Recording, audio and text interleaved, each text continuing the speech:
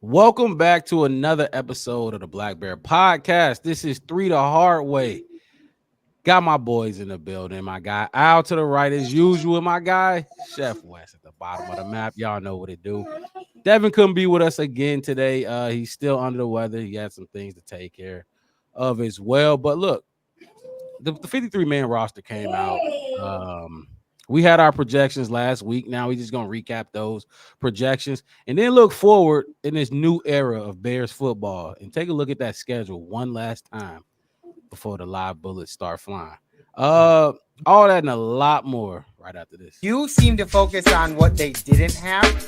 I focused on what they. No, you said 4 was not enough.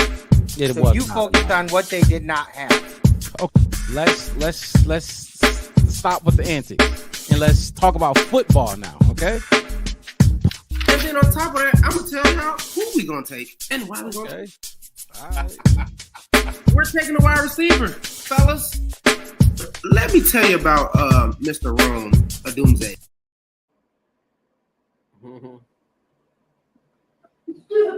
Man, look, that 53-man roster came out. We did our projections last week, and it was definitely some surprises. It was definitely some no-brainers, and I want to get y'all fellas' opinion on how that shook down. First question I got for y'all.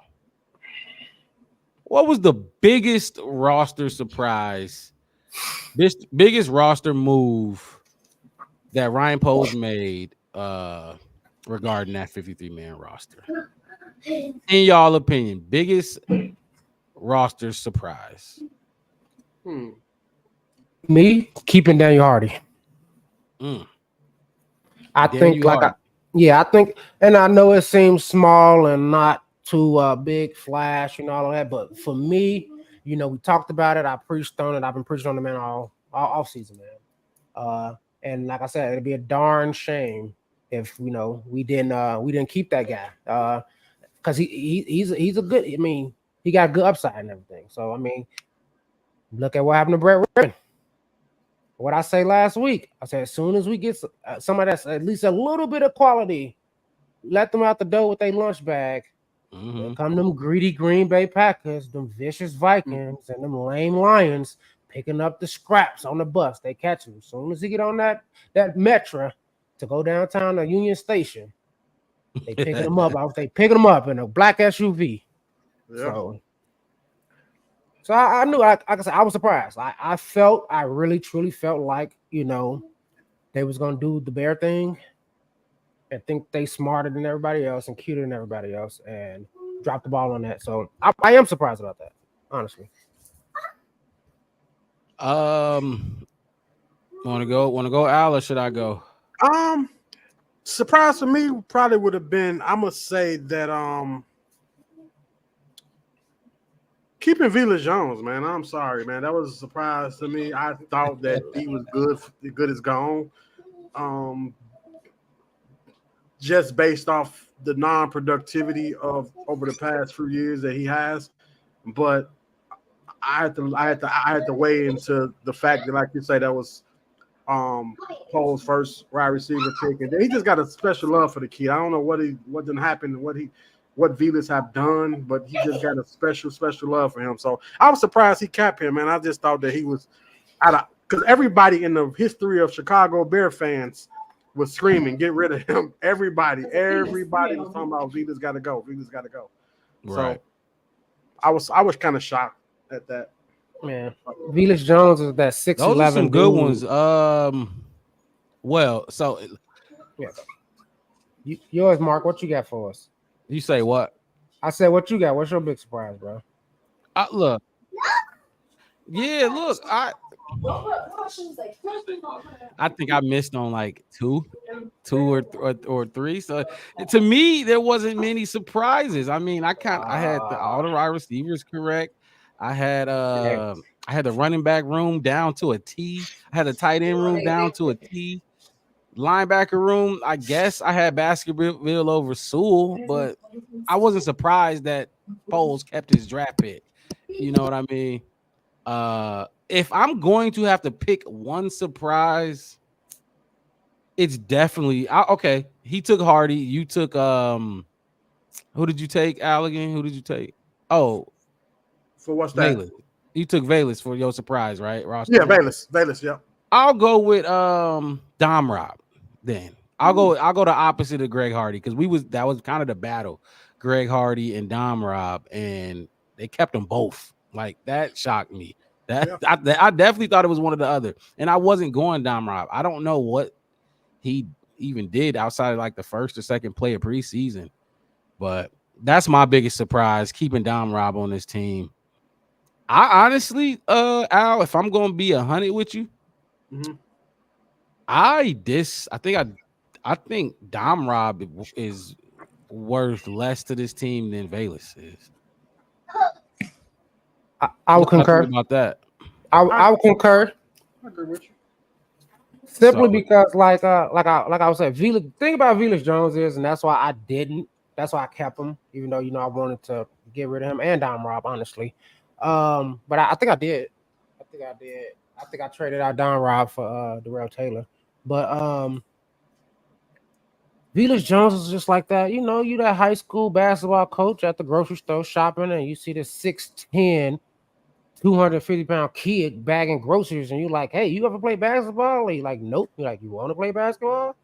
He just got that. He just got the look, like you say, Mark, all the time. He's explosive. He's quick. He got all the things. He got everything in the bag of chips. He just keep leaving the chips at home. He keep leaving it at home. He don't pack his lunch. He just ain't. He ain't coming prepared. Like we don't know what to do with him. He got an empty lunchbox, Wes? Yeah, he got an empty lunchbox. He coming with no rounds in the chamber. He trying to shoot.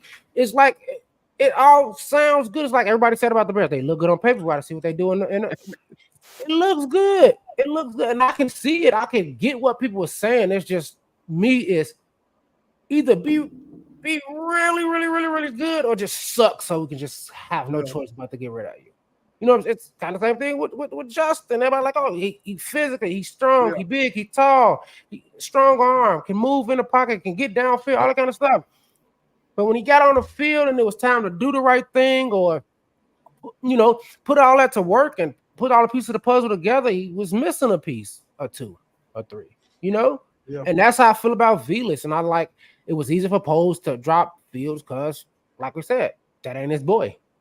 He don't have to hold on to that. He don't have to say I drafted him, so I don't want to look. You know what I mean? And like I said in the group chat, I'm all over there and looking at every article and all that kind of stuff. And I kind of felt bad for Velus Jones after I did the podcast. And I'm like, dang man, headline bust.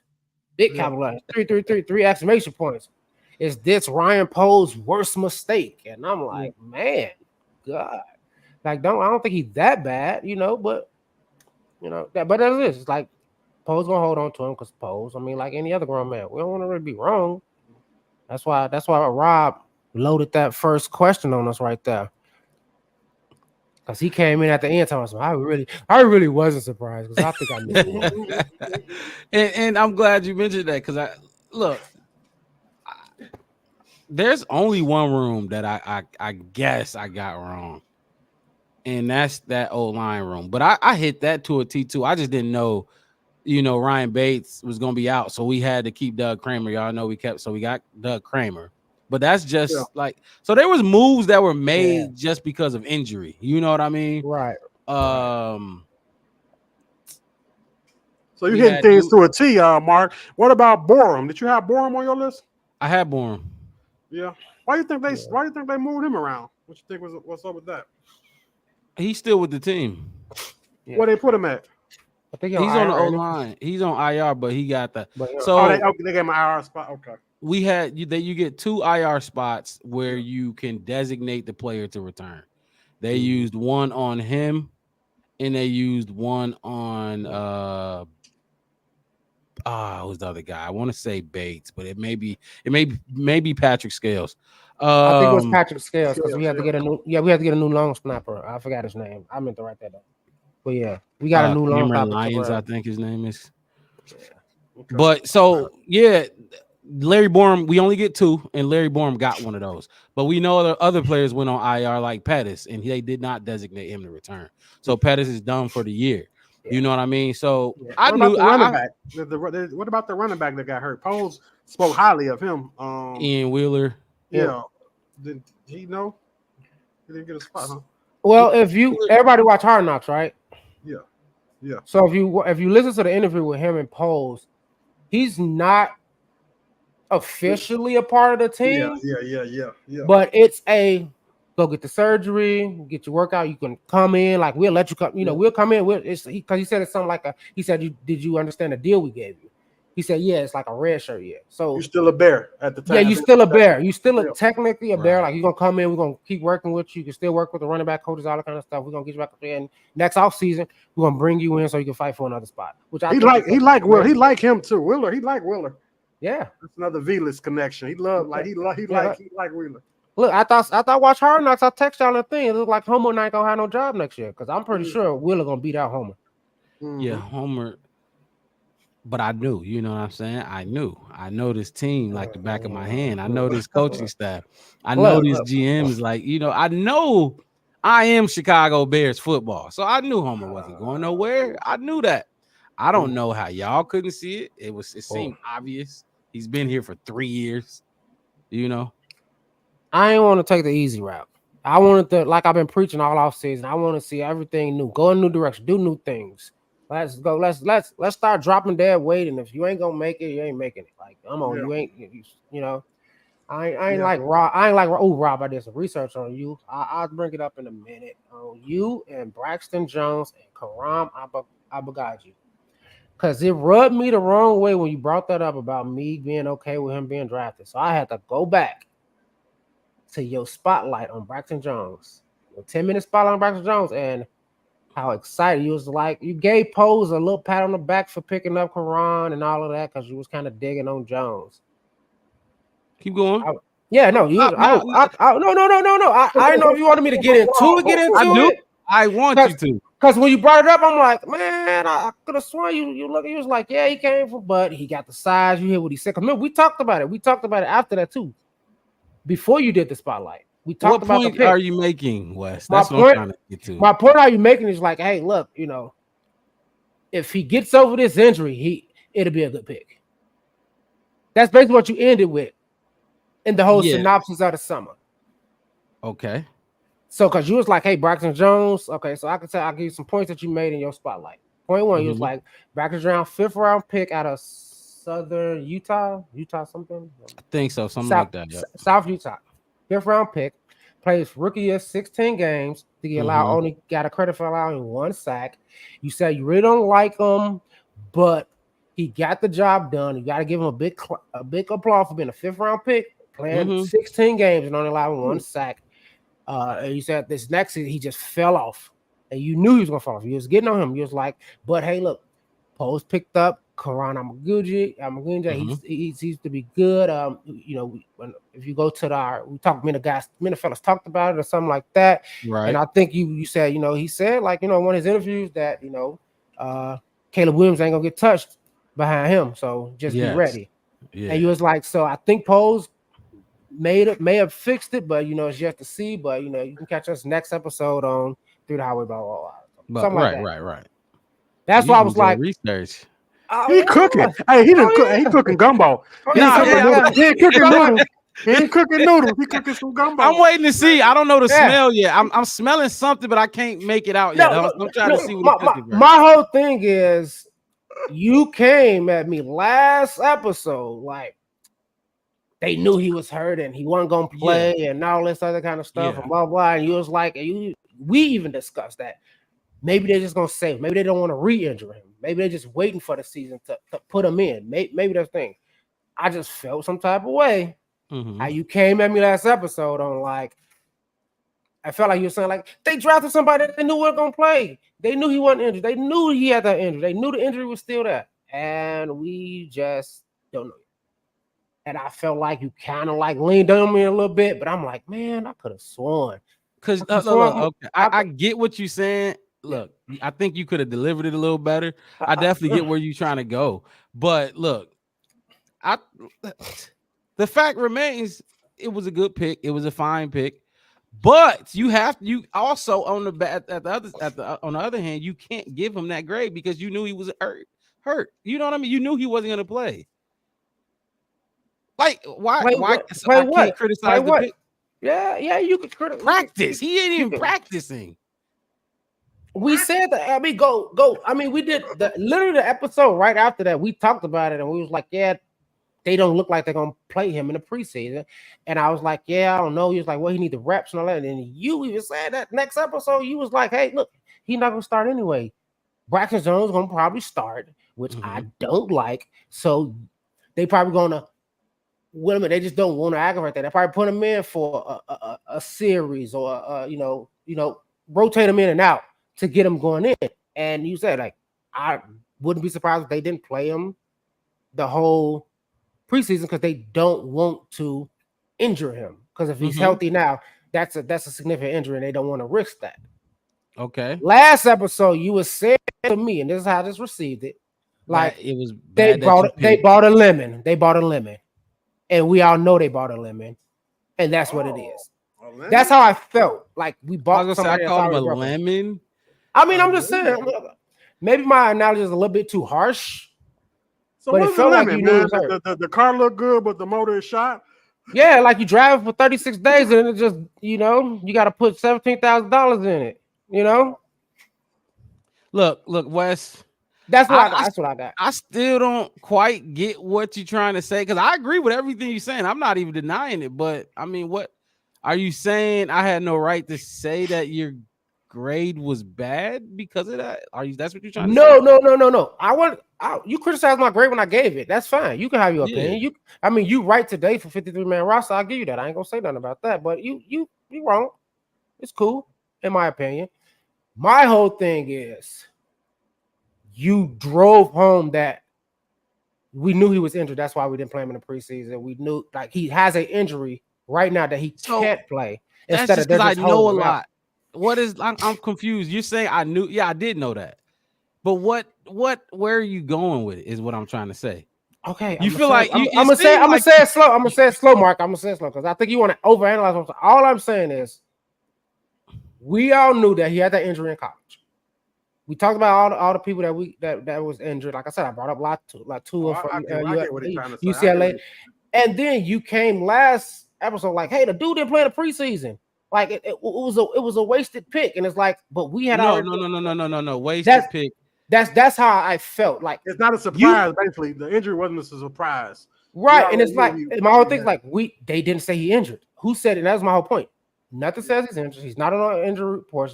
He just didn't play. They didn't play him, And for me, it was like you were saying that he's injured right now. That's why he didn't play. So are you saying just because we knew he was hurt and knew he was injured, I can't fault Foles for that? Because we knew what we knew? We knew what we knew. You can still get faulted for it. Yeah, I'm going to bypass it and we're going to continue. But, dude, I didn't forget you drafted a dude that's not even going to practice, that hasn't practiced. That goes on you could be criticized for that. Yeah. Okay. Even though we acknowledge that he's probably not, because there are fans who probably were shocked that he wasn't practicing. Me being who I am, I wasn't because I knew I saw this coming. You know what I mean? But I feel like I can still criticize you for making that pick, even though I can acknowledge that he's not going to practice, right? Yeah. Okay. Yeah. No, to me, it was like you were saying, like that was just like a wasted pick. That's how I took it. Like he's injured now. Like we can't, if we decided we want to start him at left tackle, he's not healthy enough to start. What I was trying to say was we had 4 or 5 draft picks, right? One of them is a punter, and one of them ain't gonna fucking practice. Mm-hmm. You know what I mean? You can't get nobody an A for that. They're like, where's the A coming from? That's all I'm saying. Yeah. And who's the backup? Who's the real backup left tackle? The guy that's injured? It was Borum, and it's probably gonna be Pryor now, but Pryor is flexible. Yeah. Pryor, like they got swing tackles, and then like I said, it's Karan. But like I said, we'll see. And like we said more than likely. And like I said, I thought for me it was like honestly, if they didn't want to do it and they had this much faith in the kid, and they knowing he's not going to, now he's going to start. Like I said, it's like sitting your rookie quarterback and just letting them, learn. So that's why I didn't really, So we can all agree that we have an issue with the offensive line. If you heard Poe speak earlier this week, he said that he said the offensive line was the deepest of depth that he ever had. He praising. So what glasses is Poe's wearing that we don't have? We need to get those glasses so we can see what he's seeing What? with offensive No, line. I see exactly what he sees, and I agree with what he said. He got quantity. Do he have quality? Nah. The quality's not there. All right. You know what I mean, you can like Mark always say, man. You can keep putting a bunch of who you call him, Patrick, what was it, Lucas Patricks, and who was it, the center. You can keep putting them Cody same quality Whitehair. dude, Cody Yeah. Whitehair. You can go get 1,000 of them with different names and different sizes and put them out there. You know, a 6 is a 6, but the lights on off. Wes, look, this is my advice to you, sir. What's trying to cook, What's man? up? Next time you take a shot at the man, you bet not miss. All right, that's all I gotta say. No, I just needed You clarity. I needed Oh, clarity. okay. I needed Okay. clarity because when you was coming, I'm like, I could have sworn like we did a real in-depth discussion about each one of them. It was only five. It was only 5 of them, and that's why I said I just want some clarity from Mark. Like, yeah, I know you're gonna criticize. That's what you do. You the criticizer. I'm the joker. You know. Al's our scout. He's the college guy. Mark, What's Devin? Mark. Oh, you know, he Father Mark, man. He bring everybody together for prayer at the end of each session. Like, guys, calm down. Let's all just we all agreeing to disagree at this point, and let's go. Wes. I got you, Rick. That's crazy. No, I just wanted clarity because I'm looking. I'm like, you damn, took I could have this shot. sworn he was. Oh no, I just wanted clarity because I'm like, man, I went back through the podcast. I was speed through, hitting the little thing all up. I went through the drive, and I'm like, man, because I remember Ricky Mosby. Ricky Mosby. You want week 1 score? We're gonna get the week 1 score. We're gonna get to that. We're gonna get all 17. We definitely get into that. Yes, sir. Because Al didn't give his Oh. yet, so we're gonna repeat ours, Jess. So Al knows. I know everybody who watching, who's tuning into us every week knows ours. Me and Mark's and Dev's. Of course, I did mine via comment, but I'm gonna do it in person this way. So I guess I could do mine live now. Yeah, if you tuning in right now to the Black Bear podcast, hit that like button. Subscribe to the channel. We go live post game after every game. We also do pregame shows, quick pregame shows, just talking about what we need to see, some keys to success for the offense and the defense, things like that. So every week, Saturday and Sunday, post game shows. But look, let's move on because No, I just wanted clarity, man. I just know. You grazed me, but hey, Hey, Definitely got some meat. He definitely hit you a little bit. Hey, I'm just saying, in the last 60 days, that thing done turned around. Because you hated Braxton Jones so much, you was like, he got to be better than Braxton at least. Wait, what? See, Hopefully he better than Braxton. Turned around. Nothing changed. I do not like Braxton Jones. I know you don't. I that's have why I said hope for Karan Amagaji. Okay, cool. You got to be a cold man to outthink the sniper. You cold blooded if you can outthink the sniper. Al, you ain't shit. Sniper on the roof, dog. Sniper on the roof, man. You better duck. I'm coming because if I hear something suspicious, I got hold on.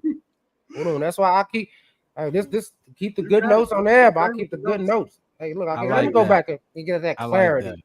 We'll go back and let's see what you said. I didn't see that coming. I like that. But look, Pete, let's keep going because we got to get to this schedule. It seemed like some people want to listen to this schedule and hear us give these predictions. So let's keep going. I got a couple more questions to wrap up these 53-man roster recap. So another question I got for y'all fellas is one move you would change that Ryan Poles made. One move that you would change that Ryan Poles made. Wow. Oh yeah, that's easy. That's an easy one for Wes. That's easy. I know what you're gonna say, Wes. Let's try to pick different ones. I'm gonna let Al because I think you. I know what you're gonna say. All right, so go ahead. Since I spoke, I spoke on the first question first. So I'm like I told Mark, I'm gonna start being respectable. So to my guys, I'm gonna Al. You can take the lead on this one, brother. Go right ahead. Quarterback. I know you want to keep. I know you want to keep Ripper. You did not like. Oh wow, that's what you gonna go. To a division rival. You did not like that. I I didn't like either. I did want 3 quarterbacks, and he was going to be the third one, but I had to use that spot for somebody else. But I didn't like that he went to somebody in our division, though. I didn't like that. So I would probably say that was a move that you could have made room for him. You know what I'm saying? We could have made some type of room to keep him because he look how he played in the preseason. Yeah. No. I'm gonna agree and kind of double agree with you. And this is how man, I feel like double agree. Okay. You right, Al. You right. I don't like that ripping with that. I said as soon as we lose a quality player, they're gonna go to somebody in our division. But that's ain't what I would. That is not what I was thinking when I was looking at my list. Let me tell you what I was looking at. What's up? They kept Noah over Blackenspear. Oh, you gonna hit my guy Noah? I didn't think. Like I said, I think he lost. I'm not gonna say Noah Sewell is he. I don't say he sucks or nothing like that. I ain't gonna get down on him. Right. He just lost the job to me. He was one tackle away, one step short, all that. I think that's what, that was the one. I'm like, and obviously, because I think I wrote it down somewhere. I can look through all these pieces of names. Noah was a draft pick though, and Baxterville was not. He was undrafted, so that's probably the logic for that. That's probably why he did that. And like I said, I had it because only 4 players on this 53-man rosters is not a pick or acquisition from Ryan Poles. Yeah. Am I correct? I know it's a few. It's a small amount of players on this roster that Poles didn't pick, and that's like Jalen Johnson, Cole Kmet. Very small. Cairo, obviously. But it's very limited. There's only a couple more guys. I think Braxton Jones is one. No, he drafted Braxton. I'm tripping. He drafted Braxton. But you get the point. Nate Davis. Yeah. Yeah, the roster is turning into Poles roster. Definitely. Yeah. So it's turning. I was waiting on you, Mark. But yeah, no, I was telling. It's your turn. I don't know if you heard. I was just telling Devin, like, hey, not Devin. Fuck, my bad, Al. I was telling Al, he definitely got me down to a T with the whole ripping thing. Like, I knew we should have kept him. I had him on mind. I knew he was one of those players once released, he was gonna go to a division rival, and I didn't want to go. I should have won my gut said the Vikings was going to get him because we knew JJ McCarthy is gone. Mm-hmm. But like I said, I'd rather have more rights on live than more wrongs. So I kind of just knew it would be in the division. I wouldn't macro in that approach. We're going to lose people to the division. But like I said, I really thought Noah Sewell lost his job. He shouldn't have.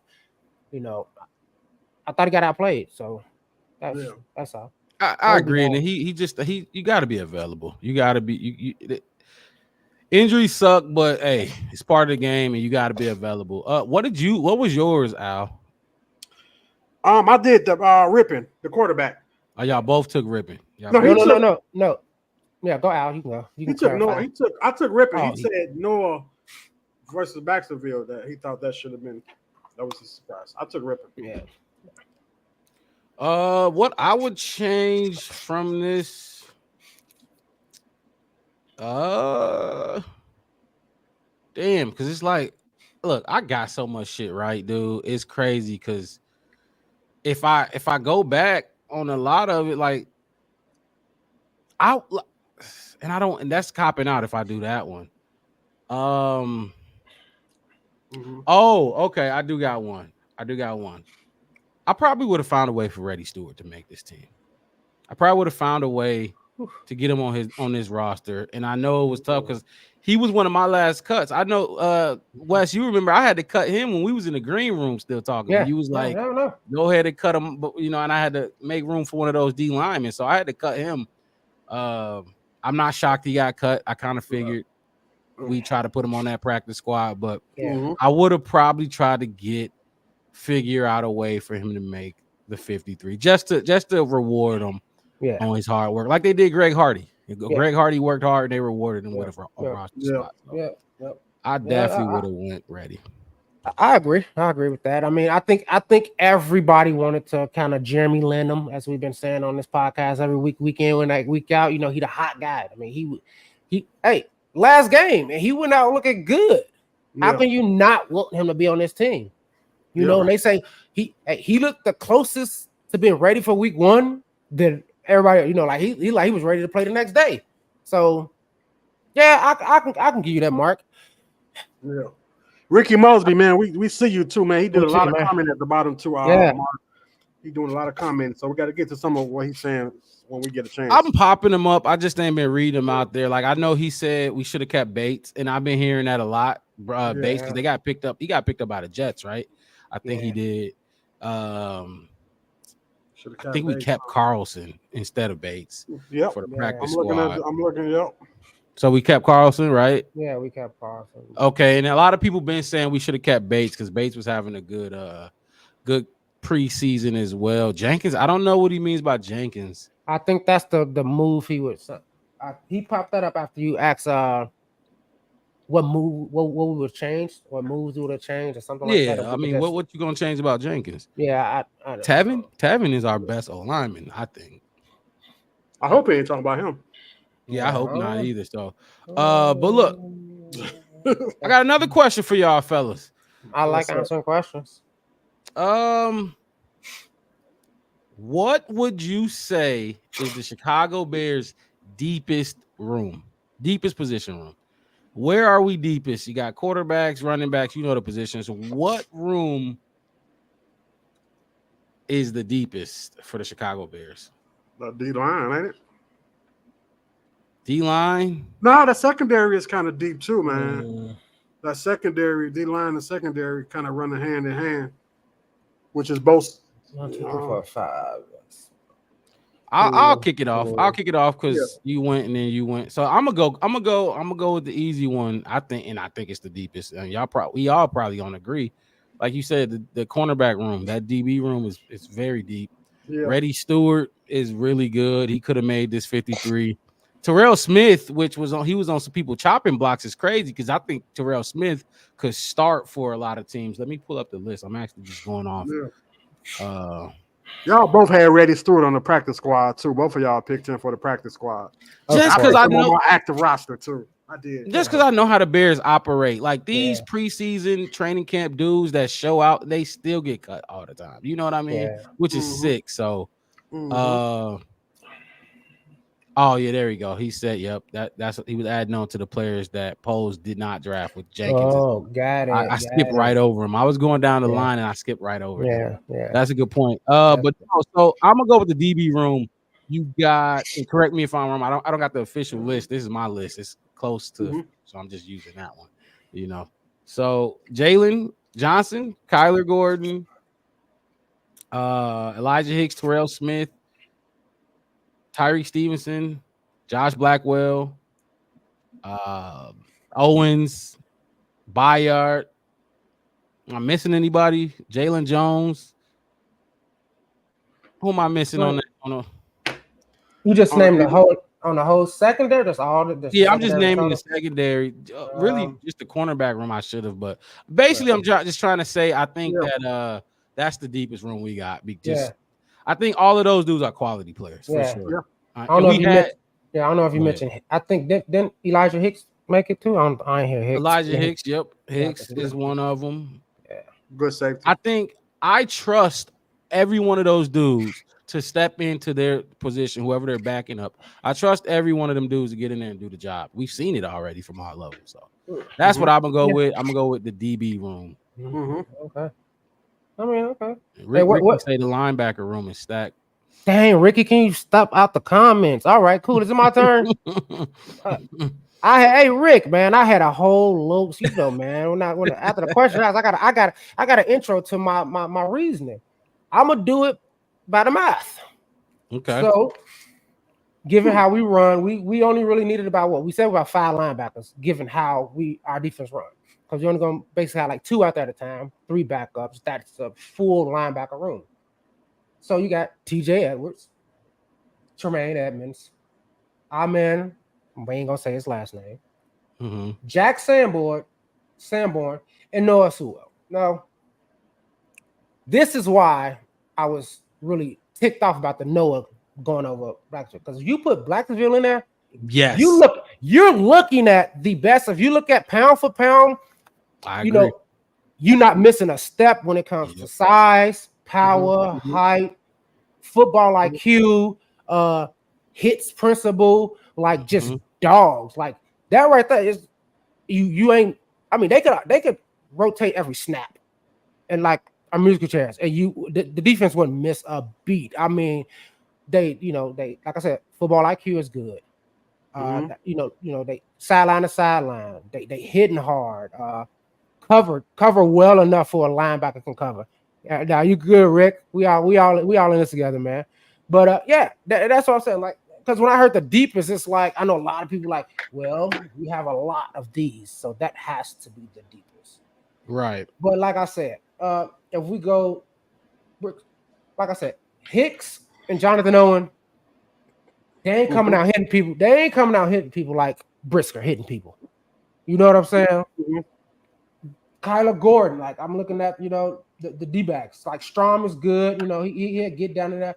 But we seen how Gordon is coming in hitting quarterbacks on the blitz. Like, you know what I'm saying? I feel like we missing some of their superpowers, their X factors if you play Madden, With the linebacker room, it's like pick your poison.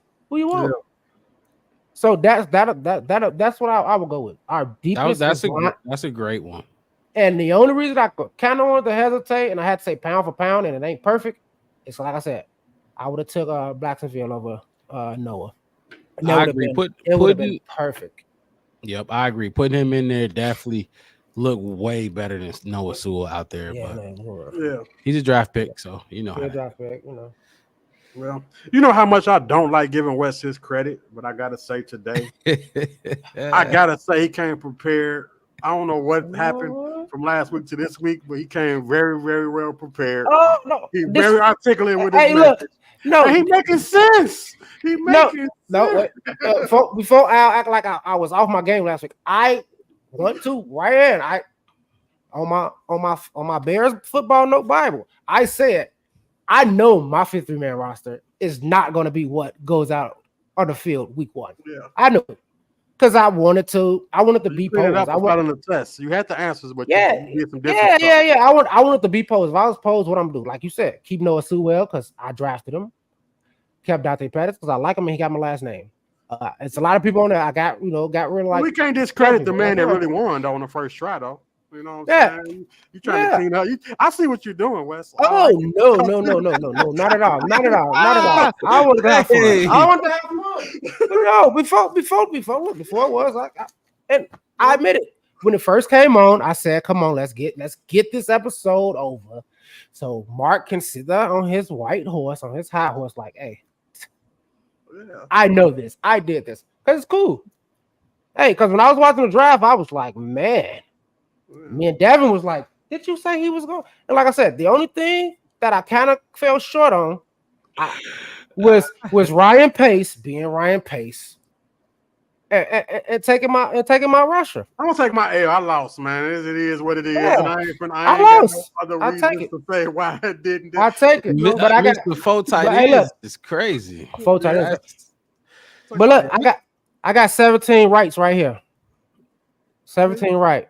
This is my schedule right Oh, here. the schedule. Yeah. Okay. So let's keep 17 going. right to that. Let's. Al, what's your what room is deepest to you? I'm gonna go with D line. West I like the D line. I'm gonna go with D line. We capped Dominic Robinson. I don't know why, but we was able to keep him, and we was able to get Harden at the same. That was the two guys we was going back and forth with. Who we gonna keep? He capped both of them. So hey, It is what it is with that. Pickens injury, we capped Pickens. The line was stacked up how we really thought it was gonna stack up, other than the Dominic Robinson. Pretty much, right? And they obviously made the trades and brought some dudes in, but pretty much, right? Yeah. Other than that, we all can agree on that the line is what it is. That's definitely the weakest group out of the bunch, though. If we gonna go linebacker, DB, or corners and D line, the D line is definitely the weakest group. Yeah. We all went. We all went defense, huh? Yeah. Yeah. Hey, look. I mean, because, like I said, y'all don't like Valus and Carter for real, so you couldn't go wide receiver room. I mean, what room is Venus Jones in the hallway, man? He ain't in no room. Yeah, Valus is that man spend 15 minutes in each class. So I mean, if you wanted to be cute, you could have said the fullback room. There's only one. It's like buying a meal. It's like buying a real good meal and you bad, and then when you get it, it's not hot. It's not hot. Yeah, Or you're missing fries. Like that's how I feel with Valence. Like you get something, you like, okay, I'm gonna order this, and then when you get home and you feel like you want to sit down and eat it, they didn't give you your ice and your drink. Like, come on, man. Like, are you? Yeah. I asked for ice and you didn't give me ice. Yeah, I'm with you on that. I can't see myself. I'm gonna let the Valence. I'm gonna let it keep going because it's warranted. I just think it's a little old now. As long as we're on the team, we're gonna smash them. I'm just letting you know that right Yeah, now. Look, as long as you look until he averaged like 35, 40 yards every kickoff return. Like I ain't even asking for touchdowns, dude. Secure the ball, get up 30 yards up the field, get us to that 35, 40 yard line every single kick return. Like I said, if fans don't stand up when your kick return when it's kick return and punt return, if they don't stand up, that means that something ain't right. It ain't right, dude. And like I said, that's like you said, Mark. That's why, I remember when Devin Hester ran it back in the Super Bowl. I left my car running because they said I stand up at home when Devin Hester was running when he was in kick and punt return. I stand up at the house. You know what I'm saying? But see, y'all talking about standing up for kick return. Listen, ain't nobody standing up for Pettis, gang. Ain't nobody standing up for Pettis. And y'all both was preaching Pettis last week. Pettis hurt, my man. We can Pettis hurt. Let's leave him. If he was healthy, ain't nobody standing up and getting out of their seat for Pettis. Probably not. Return. I got it for punt returns. Because Velus, that's why. And that's why you said Velus not catch a punch. Because if Velus see a bunch of opposing players coming to him, he gonna muff on the punch. He gonna muff. 100%. When Velus back out, I use the bathroom. That's what I'm saying. That's what I'm saying. Take advantage of it. Take advantage of the new rule. You get a clean catch. You can look downfield and do everything Mark Robb said you're supposed to do for 17 weeks. That's all I'm asking.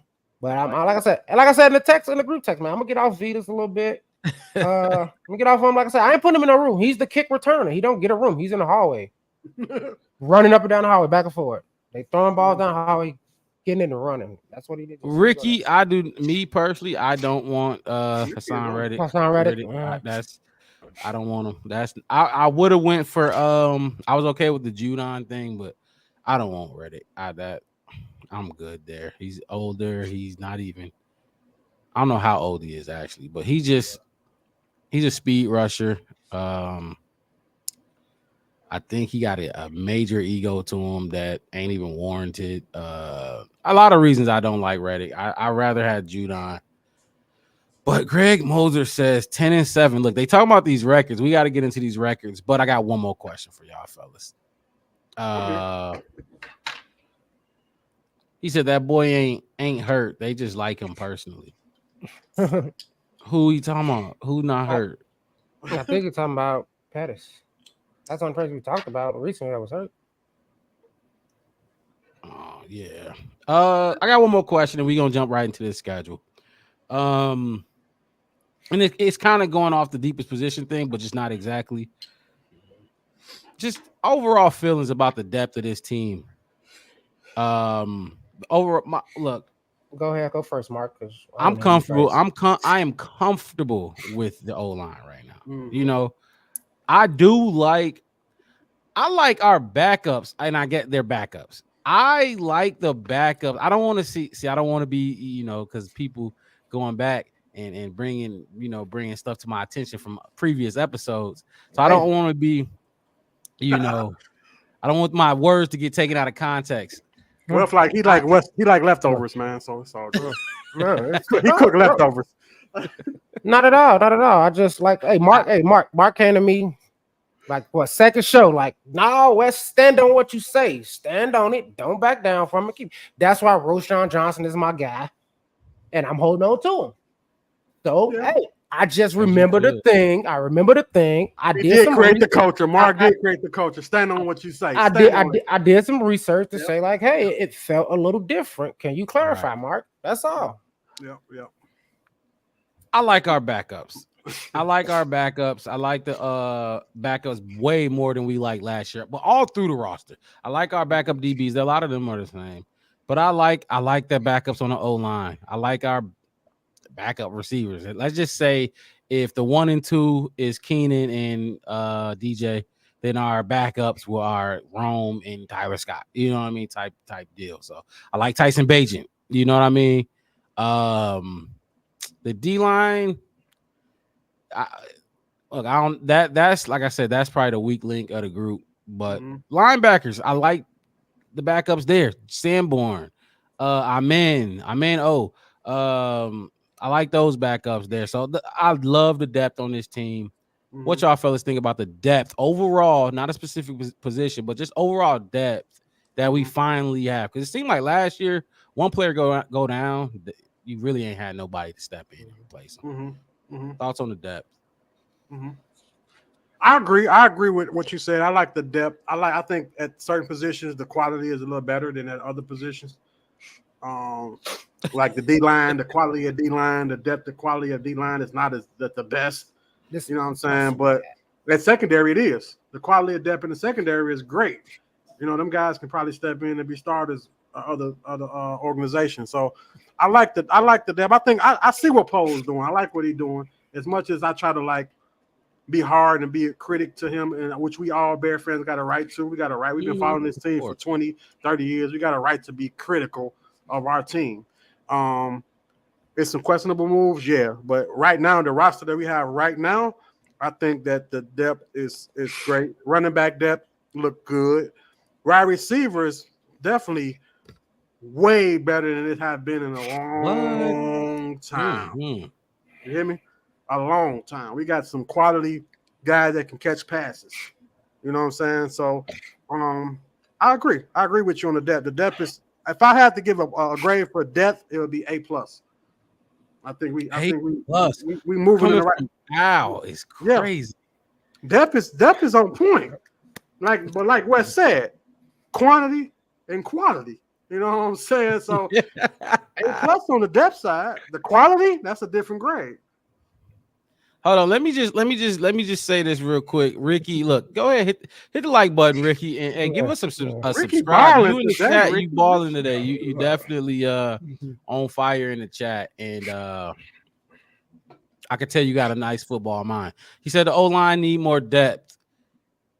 Yes, we could use more depth, but I'm telling you, it's better than having Ja'Tyre Carter backing up at guard, knowing if Nate Davis or Tevin Jenkins go down. You know what I mean? You got to put Ja'Tyre Carter in there, or at center. You know, the center go down. You know, you got to slide Cody Whitehair, or even I remember saying Mustapher. Like, it looks better than what we had before. Wow. Nicholas Carmelo Robinson said, I don't think we that deep. Trenches still thin, both sides. Look, true. Definitely on the D line. I don't think but like we talking about the overall depth, that's including linebackers, cornerbacks, the quarterback room. And y'all like, look, I'm the most critical person of that O line. You know, I'm gonna put this back up there. And the depth is, trust me, is much better. I saw Matt Pryor out there. I liked what I saw from Matt Pryor. He's probably our backup left tackle right now until Larry Borom gets back. I'm not mad at Ryan Bates right now. He's been hurt. I'm not mad at him. You know, I like Coleman Shelton. Wes, you know how the vibe was. Coleman Shelton was supposed to be the backup. You know what I mean? When they first made those moves. I like the depth, man. Go ahead, Wes. I'm gonna let you get your thoughts in there. We're gonna move on to the schedule. All right, I'm gonna try to make it fast, but it's not gonna be fast because I had to, like, as you seen, I came in with my dark hat on because I came to catch a body. But Al and Mark are just like you missed. No. You Grace. I ain't hit no vital organs, but you had surgery. It's all right.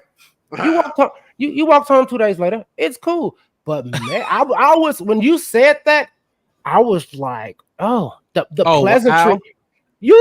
The pleasantry, and like I'm okay with it. I'm up there. I'm like, wow. I thought you was gonna try to do some digs there, but okay. And then Al gave it an A+, and that brings me back to something I said. And Al, you remember, yeah, for depth, and my whole thing is when I was talking about the whole team and what Ryan Post had did, I was like, yeah, dude, like overall, what he did from what he got, it looks real good. And y'all talked about when we had that trenches It's discussion. a bad leftover. It's a leftover from West. No. I'm right.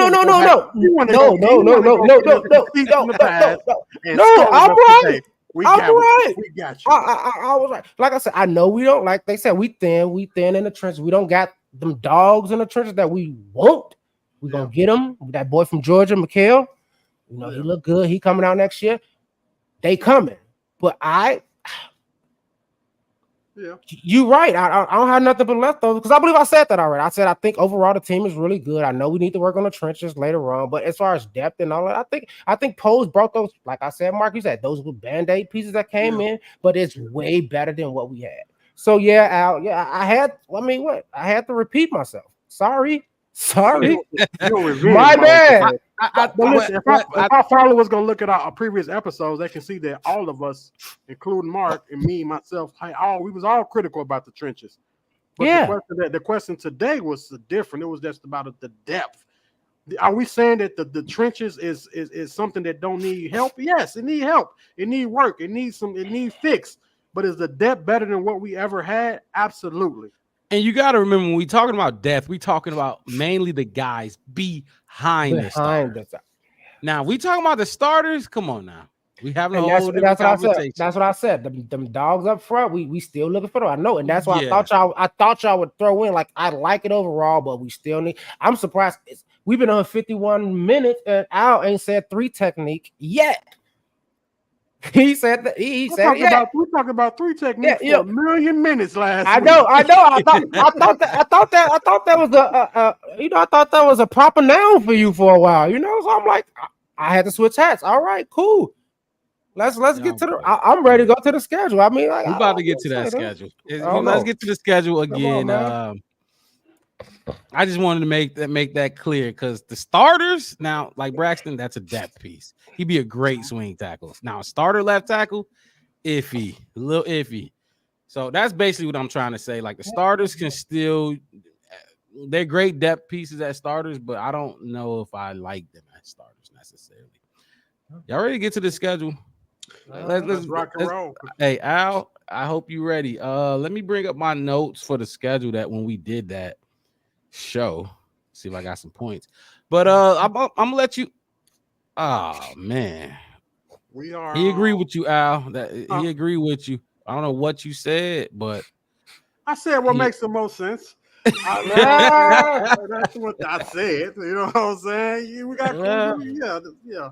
Hey man, whatever you said, I want that member. On to the schedule. Let's get to the schedule. Look, our first division game, I'm trying to pull up my notes. Our first division game, I know for a fact, ain't until week 11. Y'all see it on the schedule. The Green Bay Packers, week 11. This is the furthest, I think, in Bears history, the longest we have to wait for our first divisional game. Let me get this off the bottom so we can. We stretched us out a long way. We got all division games from week 11 to the end of the season. That's crazy. That's crazy. I mean, we'll get it to it when we get down to it. So let's we just gonna go through game by game, give our predictions. If you want to get a score, you can. If you want to elaborate, you can as well. I got a few points I want to touch on as we go through because I got some important facts about this schedule as well. But look, week 1 next week we are doing a pregame show and a postgame show. Yes, sir. Just previewing that game next week, Saturday, and then post game Sunday. We got a lot of noon games, so we're going live right after the Bears games on Sundays as well. So be on the lookout for that. The Black Bear Podcast. Look, Al, what's up, brother? Week 1, Tennessee Titans. That is a home game. Yep. Caleb's first regular season home game. Yep. Titans. Talk to us. What you think? We're not losing that first home game. I don't care what nobody say. We're not losing our first home game. We got too much. Let me keep track of your record too. We got too much. We got too much built up. I'm gonna go with the Bears. I'm gonna give us a 28-17 win. The Titans got Will. Is his name Will Levi? That's his quarterback. Levis. Levis. That's their quarterback. So Like I said, I just don't see the Bears with all the anticipation we got, been on Hard Knocks, the team we built. I don't see us coming out to Soldier Field our first game and losing. I don't see that. It's gonna be. I just don't see it. And I'm not speaking from a fan perspective. I'm speaking from a realness. Like I don't see us losing our first game. So I'm gonna give us not against the Titans either. Not against the Titans. We definitely 1-0 next week when we come up out of here. Our podcast, we'll be talking about a victory. Oh, I like that. What was your score? What score did you give for that week? I'm gonna go 28. I'm gonna go 28. I Mm. want to go a little more, but I'm gonna keep it at 28 is always like a neutral number. That's a safe number. Mm-hmm. I'm gonna go 28-17, just based off the fact that both teams ain't established. You know what I'm saying? Both teams are not established as far as just overall big vet leadership. We're not established, so they got a lot of stuff that they building over there in Tennessee, just like we're doing in Chicago. So they kind of like on the same level when it comes to the building. So I'm gonna say 28-17, might be 28-14, but I'm gonna say 28. I'm gonna keep it a little. It's gonna be close. Put it like that. It's gonna be a close game. And they got some new pieces on there. Like I said, we're not gonna dive too deep into the Titans right now. We definitely gonna have that episode for y'all next week where we do a deep dive into the Titans. But hey, Ricky, 10-6. Ricky on fire. That's a dub for you, Al. Huh? Wes, what's up? That. Okay, I'll just go from sorry there, man. It's a dub for me, obviously. We coming out hot. We coming out getting up. Obviously, the Titans, they got Will Levis as their quarterback, and hey, the quarterback is the key. So, and I think our quarterback is still better, even though it's gonna be his first game. And like I said, the Titans did do a lot moving around with their defense. I think they got a new defensive coordinator, maybe or something, and I think they got a lot of defensive pieces coming in, which is beneficial to the Bears because they don't got that cohesion that this Bears defense do when they go up against those Titans. Our defense is stout and solid and ready to rock. So I think they're gonna come out. I got us winning 24-10. Honestly, I wanted to give us more points, but I think since it's the first game, we probably have to tighten some bolts and get some or grease some stuff up and get some kinks out of our offense. And I don't think we're ready to put up a 30 game yet at the week one. If we do, good. I mean, I got us 6 points away, so I got us one Vetus Jones kick return away from us putting up 30. So I got us 24-10 with the dub. Good. Come on, Ricky. Crazy. Ricky Bobby, agree with you. Nicholas Carmelo Robinson said, don't sleep on nobody. We got to smack everybody in the mouth. No guarantee wins. I kind of agree with that. And you'll see that as we go over the schedule a little bit more. You really can't. Yeah, you really. But with a rookie quarterback, we really can't sleep on any teams on this. The score 24-10. Look, that's a dub for me as well, fellas. I got a dub. 24. I know the quarterbacks in that QB room: Austin Reed, Caleb Williams, and Rip Bajan and Rippin. They preach 30-point games. That's a big part. Y'all heard it in the Hard Knocks episode. They preach 30-point games. Week one, I saw that. I saw the Bengals game. We went 3-and-out 3 straight times. I'm not gonna go to 30 points. Damn, it's a lot of 24-10 scores coming in. It is. I'm gonna have to go. Shit. I'll go 3 touchdowns. I'll go 3 touchdowns. I'll stick with the 21-10. I'll go 21-10. That defense gonna suffocate them boys with one. That's what I think. So let's move on. Week 2 primetime games. I think this is the first out of 3 primetime games for the Bears. I don't know if people want to count Thanksgiving because we do play on Thanksgiving this year. That's primetime. First of a few primetime games. Houston Texans, Sunday night football. The entire world will be watching. Caleb Williams go against CJ Stroud, the rookie of the year last year. He was in the running for MVP with that amazing rookie performance he put up. Ow! Win, lose, or draw. Man, bro, I hate to even speak these words out of my mouth. I know. it's hard to me to say the Bears are gonna lose. But I think the Texans are where the Bears gonna be in a year or two. So they like mirroring where we gonna be. So I gotta get it. We in Houston. You already know what they did last year, and we already know the rosters that they put together. The Texans, they build it. Like I say, they're a step ahead of us. They're just a step ahead of us. I gotta give them the win. I say we 1-1 at the week 2, and I don't even like saying that, man. I don't like saying it. 1-1. The thumbnail for this was can the Bears start 5-0? Oh, 1-1. Look, that's a tough team they going against. Let's not forget the acquisitions they made. Danielle Hunter, Joe Mixon's there now. There's a couple other players they got. Wes, what you think? Week 2. Well, I'm gonna put my helmet on because Mark finna get at me again. But I got ourselves a win, and I'm gonna tell you why. Because for me, C.J. Stroud had a great rookie season, but no, it was a shock to everybody. To be honest, it was. It was his rookie season. I didn't say he was gonna be trash, but what he did and what that Houston Texas team did. Think about it. They went from what to worst to first. And everybody said some team is going to probably go worst to first. Yeah. Every division. Some teams going worst to first. And it just happened to be them. Like we said about Jordan Love, a lot of these people who to me, I'm going to use the model of the Jeremy Lin effect. I got to see it again.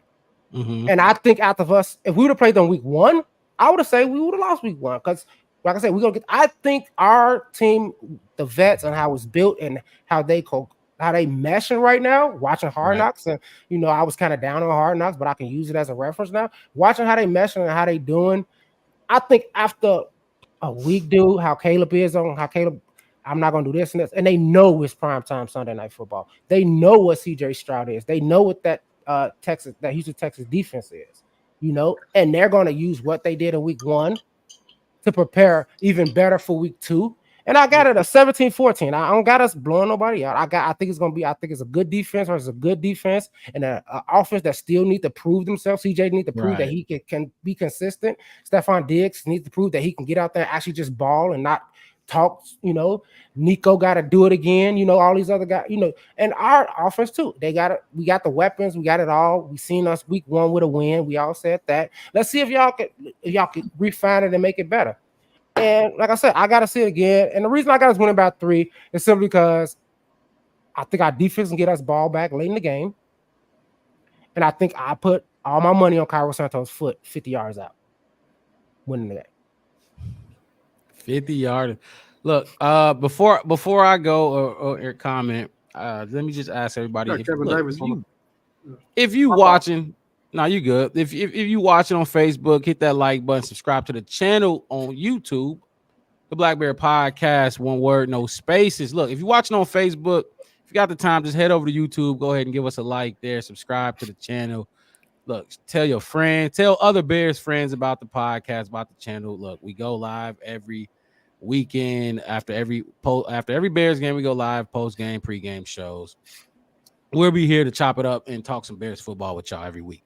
Look, that's tall. That is tall. Knocking off them Texans boys. You gave us a loss, Al West. You gave us a dub.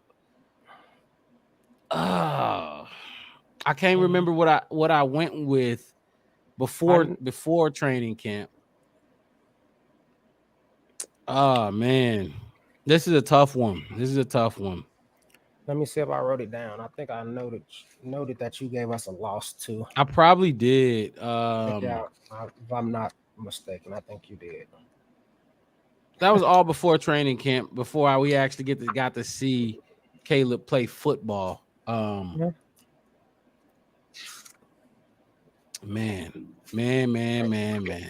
You gave us look, I'm gonna go with the L. And I'm gonna go 21-24. We lose by 3. It's gonna be a close one. It's gonna be a dog fight. I think that field goal you say Cairo hit, I think they hit it. Fairbairn, I think his name is. I think they hit it and knock us off week 2. Just because I don't think, and I told y'all this. Look, first of all, Wes, I agree with you. I got to see it again from Jordan Love. I got to see it again from CJ Stroud. I got to see it again. You're not about to just have one good season. And in Jordan Love's case, he had a good half a season. He balled out in that half. Don't get me wrong, but I got to see it again. I didn't forget that you were struggling the first half, but I think we lose by 3. I think we lose by 3. I don't think we'll get this offense rolling until about week 5. We talked about that, Wes. Yeah. Week 5 is when I think this offense will be clicking and at least a little more comfortable. Otherwise, week 1 through 4, we're relying on the defense. You know what I mean? I think we're gonna put a lot of pressure on the defense week 2, and we just gonna lose by a field goal. You know what I mean? CJ Stroud gonna go down, put him in field goal range. We'll stop them on 4th down. They'll make a 45, 50-yard field goal, like you said, but the opposite way. So let me mark that as a L again for me. Yeah, Mark. Why you marking that? I agree with you about, we gonna be rocking and rolling because I don't got us scoring 30 points in any game until week 5. Yeah. But right, so leaning on the defense, right? Leaning on the defense because so you leaning on a three technique that we don't got. That's a defensive player, not a defensive. That's a defensive player that definitely is important in the scheme. I'm talking about the other 10 people that you just. So what's Texas? What's their strength? What's the Texans' strength? Let's do matchups. What's the Texans' strength against what we got? Secondary wise, our secondary can probably compete with their receivers. I'd say that they can compete with that. But what you got? Jalen Johnson, Kyler Gordon, Tyreek versus Stephon Diggs, Nico Collins, and Tank Dell, right? That's tough, man. That's a matchup. That's a matchup. That's tough. And my whole thing is this. Just like they said about we got DJ Moore, Keenan Allen, and Roma Dunze, and every pundit and everybody saying, well, yeah, it looked good on paper. I'm gonna say the same thing for him. Stephon Diggs knew they got to mesh and figure out how to get him what he wants and all that kind of stuff. Nico, them guys gonna have to give up some of those catches, those targets too. So if we gonna, like you said, and the win loss, the kickoff can go the other way. I'm giving every other team the same thing. If you added a few new pieces and they your first stringers and all that, and y'all only had this preseason to mesh, you still got some work to do. Week 1, week 2, week 3, week 4. You're not gonna just act like we the Bears are the only team that needs to play and redefine and make stuff and figure out our new pieces. And like I said, in the preseason, wanted a game that a series that Stephon Diggs didn't even get a target. I could bring up that. I bring up all that. Like, who knows what's gonna happen? Ow. Ricky don't like what you saying. He don't like what you talking when you speaking on this man Dexter. I hear him pushing. But he gonna see. They're gonna see what time it is when the defensive line, when quarterbacks can step up in the pocket and just abuse us. We don't even want sacks from him. Just collapse the pocket. Just collapse it. That's all we want to see. Just high pressure up the middle. Yeah. Just high pressure up the middle. The Bears went to the Super Bowl with Tommy Harris. The best 3 technique, arguably the best draft pick that Lovie Smith ever had. It went to the Super Bowl with the defense running, operating in its highest form and fashion. Like I told y'all last week, I think, man, I wish we had Tommy Harris in that game. Him and Mike Brown. Tommy Harris. Man. That was my dog. I ain't gonna lie. I don't think Dexter ever gonna be Tommy Harris. But let's see. Look, I ain't gonna put no ceiling on these boys. Let them work, and you know what I mean. So look, we got them. Me and Al got them losing. I forgot to mark yours, Al. Yep. And then Wes, you got them winning, correct? So you're 2-0. I'm 2-0. Let's move on to week 3. Week 3. Indianapolis Colts. This is another sneaky team. I think I like Anthony Richardson. I like what he did last year before he got hurt. Week 3, Indianapolis Colts. This is a road game, by the way. I forgot to say last week's game in Houston against the Texans. That is in Houston. By the way. It's a road game. Yeah, I know. Okay. Pressure burst pipes and make diamonds. Yes, sir. I kind of feel like Wes on this game. You know what I'm saying? We're gonna be 2-1. I don't see Eberflus going to Indianapolis and losing to his former team with the current team that we have right now. I just think it's a lot of emotions that's going to be surrounding this game. The Colts they okay, but I think that we can beat them with the roster that we have. So I'm gonna go 2-1. I think we smashed the Colts, and I don't even think the skull. I think that's gonna be the game that Caleb show out. This is gonna be the game where he gonna make his mark and show people that, you know what I'm saying, I'm here to stay. The score gonna be above 30. Or say we're gonna have 35. 35-21 Bears. Whoo! This the game where Caleb finna be like, my former coach. He coached for the Indianapolis Colts. I'm playing them. They drafted me. Okay, I'm finna go crazy. I'm finna go crazy today. I just think the emotion is gonna be just on a whole nother level. It's gonna be a whole nother level. What's that score? Say that one more time. 35-21. With no three technique. Wow. How you like that? How you love Wow. that? 35-21. All right. I'm gonna let Mark put an asterisk, a star, something next to that one. Mark. Put an asterisk. And I'm gonna tell you why. I mean, I'm with you on the win.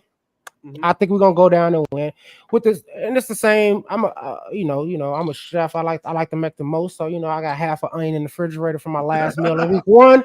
I'm gonna use the other half in week 2 and chop it up and put it in this stew.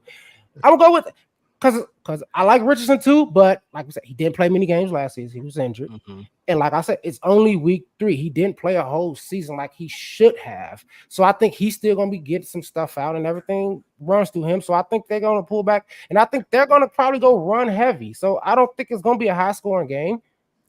You see what I'm saying?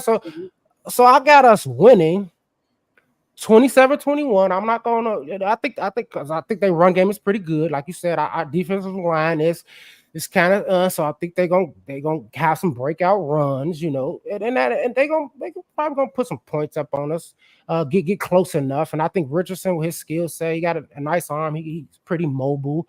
He's still trying to prove himself that he's a quarterback in the NFL. So I think he's gonna get it in.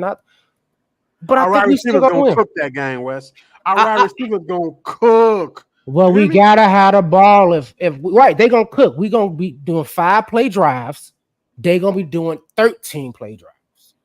They gonna be running. They gonna be eating up that clock because they know they can't outsling us. Well, our defense ain't established, but we ain't weak. We're just top 10 defense now, Wes. Now, come on now. We but they can run the ball. Like I said, we still gotta figure out. So I think they're gonna do well. I'm not saying they're gonna blow us, like just run through us like tissue paper.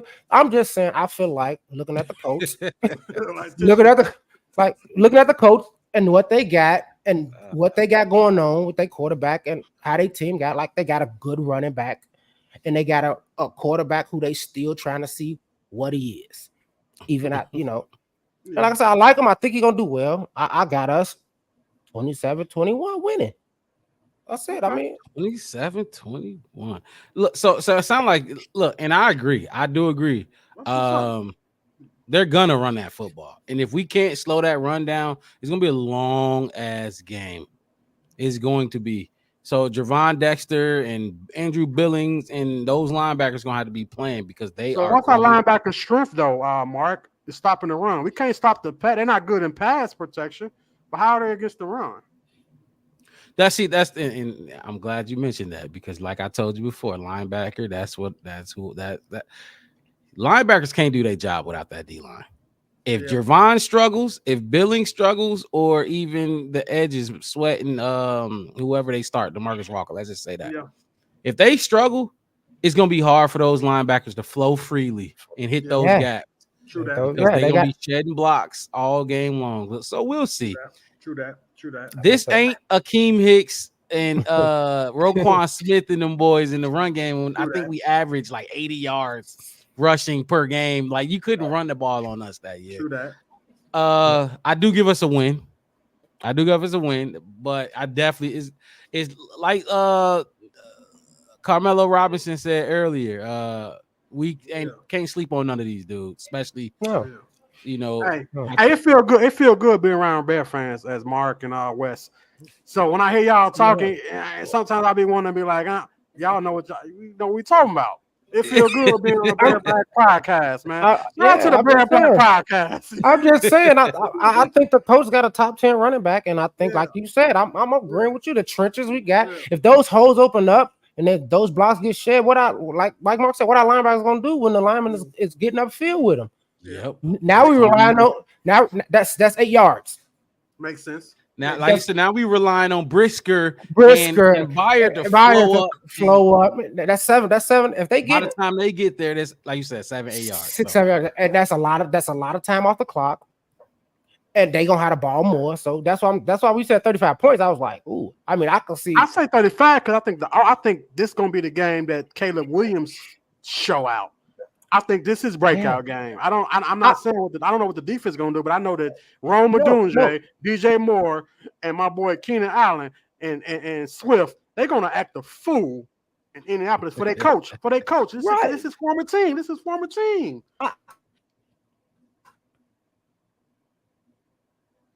And I hear you. So I said I believe our wide receivers and our weapons on offense is gonna eat up their secondary. We're gonna eat up their secondary. Oh man, yeah, you in the Matrix. Oh yeah, you back. Yeah. Am I back? I'm back. Oh no, I'm saying I got you, Al. No, I hear what you're saying. My whole point to you is they're gonna have the possession about, because like we said, we're gonna be getting 15-yard passes, 11-yard screens to Swift. We're gonna be eating them boys up. We're gonna be quick to score, and they're gonna be slow to score. To score 35 points, we need the ball from them. We need them. We need our defense to get a fumble, get some turnovers. That's all I'm saying. People turn up against their exes. I don't care what nobody say. When you play a team that you once coached and you once been a part of, everybody elevate their game for some reason. I don't know what it is about it. Hey, Al. Hey, Mark. I don't think Al heard the intro. What you say? Stop with the antics, man. Stop that. Stop with the emotion. We're talking football.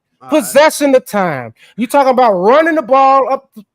Run. All those run plays gonna take more time than a bomb from Caleb to Doma room. Keenan Allen cross the DJ Moore catching it and getting some yak, because we're gonna have some Brown on the side, because we're taking a shot every time. They get 15 yards of yak every time. You talking? Yeah. I'm telling you, I've been saying it. I've been all summer, man. You talking about listen. Week 3, though. Week 3 is enough time for the defense that we think is going to be not the defensive line that may not perform as like we think we will. Week 3 is enough time for them to gel together. So I think by week 3 we may see a different Javon Dexter. We may see a different defensive line. That's just my opinion. By week 3, you should. I know you just want to say should. Get it out. Don't hold it in. Get it out. Let me be clear then. Let me be clear. Go. Al, you got us winning, and Wes, you got us winning. Yeah, Al, you got us blowing them out. Wes, you got to grind it out win. Yeah, I got. We got to get the ball back. If we get the turnovers, then I can see the 35. But I'm just they run it back is good. They run game is really good, dude. They'll probably give them 28 carries that game. Easy. Especially if it's working early. Okay, if it's working hard. Yep. I'm gonna go win. I'm gonna go win there too. Al, you kind of intrigued me on that breakout. They got Wes. I love Leatu Latu. It's always a breakout game, though, Mark. It's always my favorite guy. They got Leatu Latu over there. It's not like we get. It's not Darnell. This is Darnell Wright's second year. This is Braxton Jones' third year, and I don't like Braxton Jones. Yeah. I think, man, Leatu Latu might terrorize. He got moves. That dude looked like a polished vet. Ricky Mosby said Tory Taylor gonna have them boys starting at the 8-yard. Look, if they start there, prime Jonathan Taylor territory. They're gonna hand that ball off every time, 3 times in a row. First down or not, they're giving that to him. So first of all, it's taboo. Ricky is taboo. Caleb, if we stop and run this game, it's gonna be a blowout. I think so. Yeah. None of these young quarterbacks, Will Levis, I CJ Stroud. I gotta see again. I gotta see. I'm really iffy on him. But Will Levis, Anthony Richardson, these young dudes, I think our defense gonna feast on them if they put it in the air. Yeah. So The solution is up there. so Oh, okay. let me mute Wes real quick. Are you good? So no, I got you. My kid having a party outside. I think you all good. I think I'm gonna go. You know what? I'm gonna drink a little bit of that coffee out. I'm gonna go 28-14 I'll in take this that. game because running the ball is gonna take a lot of time off the clock. So if you are successful, I don't think we just giving up 60 yards. You know, you're not breaking it on us. You're gonna get some chunks, you know, here and there. Yeah. But I'm gonna go 28-14 for this game. Yeah. Mm-hmm. But we all got it to win. So Yeah. let's Before we go. get, hey Ricky, don't be bringing that Tory Taylor stuff in here. We ain't gonna be punting that much. Oh yeah. Hey, Tory Taylor, we're going crazy. Ricky know what he talking about. Ricky, He do though. look, We do. he I- got his own I opinion. said that's taboo, man. Don't be saying that. Taboo. Yeah, nah, I don't want to see Tory Taylor. And y'all seen on Hard Knocks when he went to the bench and told Caleb, like, I thought you told me we weren't gonna be punting that much. We punted 3 times in a row. Called him out. Yeah. Called him out. So, and rightfully so. I like that. I love it. Yep. Don't let Caleb get comfortable at all. Let's move on to week 4, fellas. We got another home game finally against the LA Rams. This is an interesting game. I really want to know what y'all think about this game. I want to go first. Of Go ahead, course, Mr. go West. ahead. Jump out there. So Get your feet wet. I know what I just said before. But week by week, you know, you got to change. You You got know what he to just said before, but So I'm a go into it, Mark. I know you ain't gonna like. I'm gonna take this one to the chest for you. I'm gonna go with the antics on this one, Oh, and I'm man. gonna go with the antics on this one. You know what This he is a said. loss. This is a loss. I mean, I don't think the Rams themselves is that much better than our team. Mm-hmm. So I got us losing 24-31. But Mhm. I think this is what, like you said, Eberflus was going down to Indianapolis with his ex. Mhm. Well, he finna meet his better in Sean McVay. Sean McVay is probably, and I said it, if you go back, I said the only reason I got us losing is if Flus let Sean McVay out coach him. Culture. He should like with the if the coaches were swapped, I would call this a blowout. Yeah. I think we're gonna be at home. It's gonna be rocking. We got the weapons. Like they want to shot, they want to hear. Stanley gonna be scooting across the end zone every chance he get. Yeah. You know, but it's not. Yeah. It's not. And I think the only reason we lose this game, and this is my first loss, fellas. This is my first loss I'm putting on the board for us. It's because Sean McVay is just gonna out coach us. I've been saying it. I've been saying young. I've been saying it. Young offensive head coach. Been saying it. That boy Wes is on he on business today. He on business. Y'all know how much me and Wes Ricky. away. Yeah. Y'all know we do. Ricky. Aaron Donald was a defensive player. Sean McVay is like, okay, whatever. Whatever. Only thing they coached Aaron Donald. They say, hey, go grab 3 people and push them down. I don't think he's even coaching him. I'm thinking that he's that coach that he's gonna scheme around Aaron Donald retiring. He's gonna, Puka, look at what Puka Nacua did. Mm-hmm. Like, you see what I'm saying? Like, look at what he got out of Puka Nacua. Like Puka Nacua, like I said, I gotta see it again. And Puka, that was coaching. That was coaching. What's your score, Wes? I got us losing 31-24. Because I can't. Wow. I know we're gonna score, like I said, we're gonna score points. I just think, and like I said, I've seen Flus mess it up. I've seen Flus get nervous in big games. I seen him like you know, like we seen it with just like we finna win. It's like, hey, punt, dude, punt the ball. Give us a better chance to win it. I'm gonna go for it. Like, come on, dude. You know, like he makes those kind of mistakes, and I think he gonna be at home against honestly, I think a better head coach than him, and his palms gonna be sweating. You think he gonna be trying to get his lick back. I think he's gonna be nervous. He gonna have Yeah. that first. He gonna have that first date feel. If Indiana was his ex, LA is his new chick, and he nervous. Oh, Jesus Christ. Look, we are at home, like you said, Wes. Al, I'm in. What you got on this game? You know I'm finna cook up. Call me the cooker now. Cook. We 3-1. We 3-1.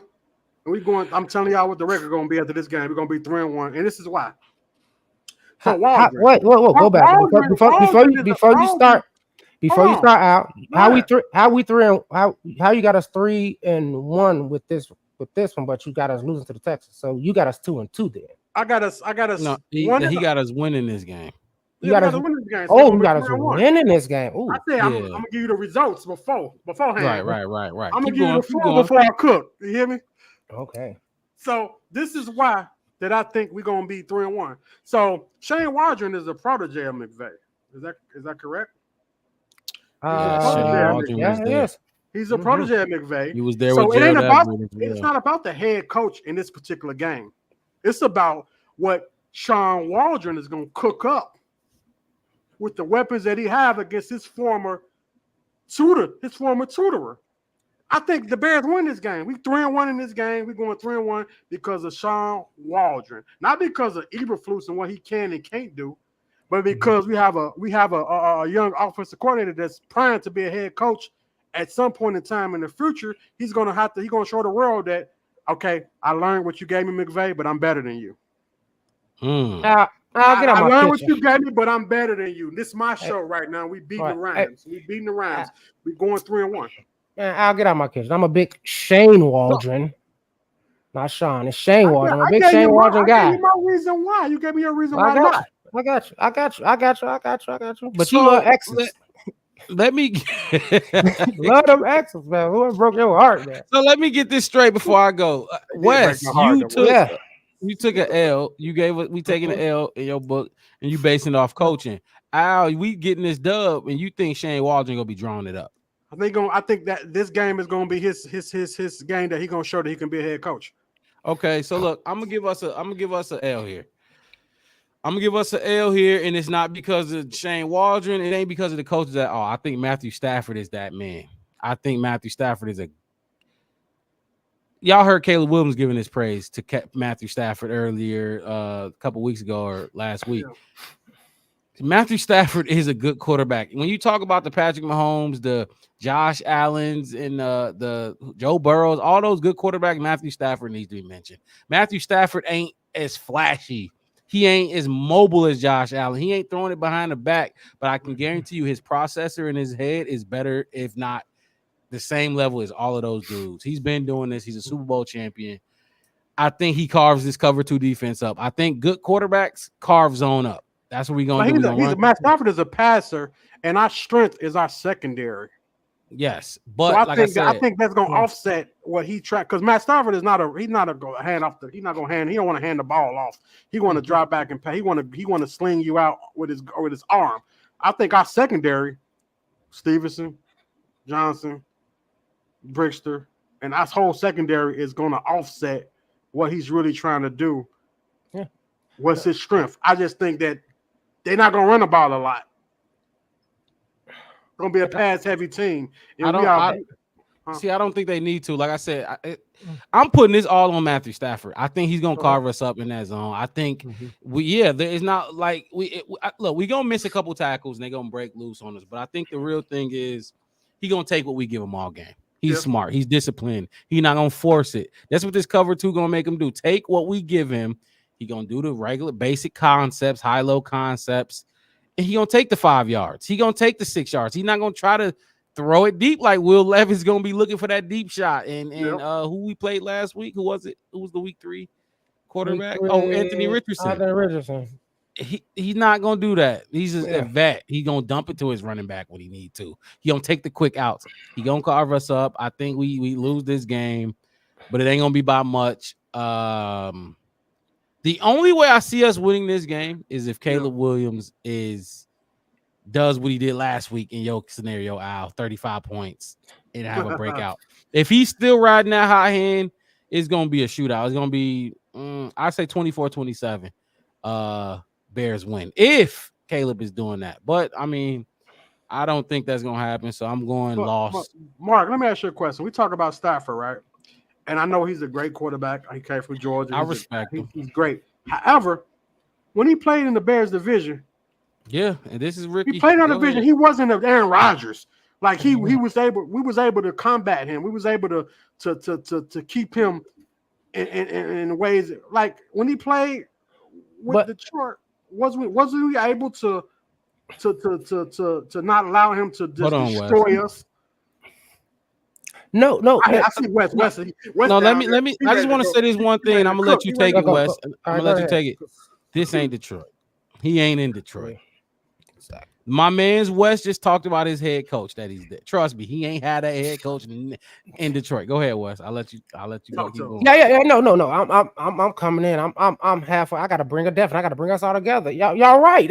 It's gonna be that, and that's why I picked the McVay versus Evil, because I seen what we did to Matt Stafford when he was a Lion, but he didn't have what he has now to do it.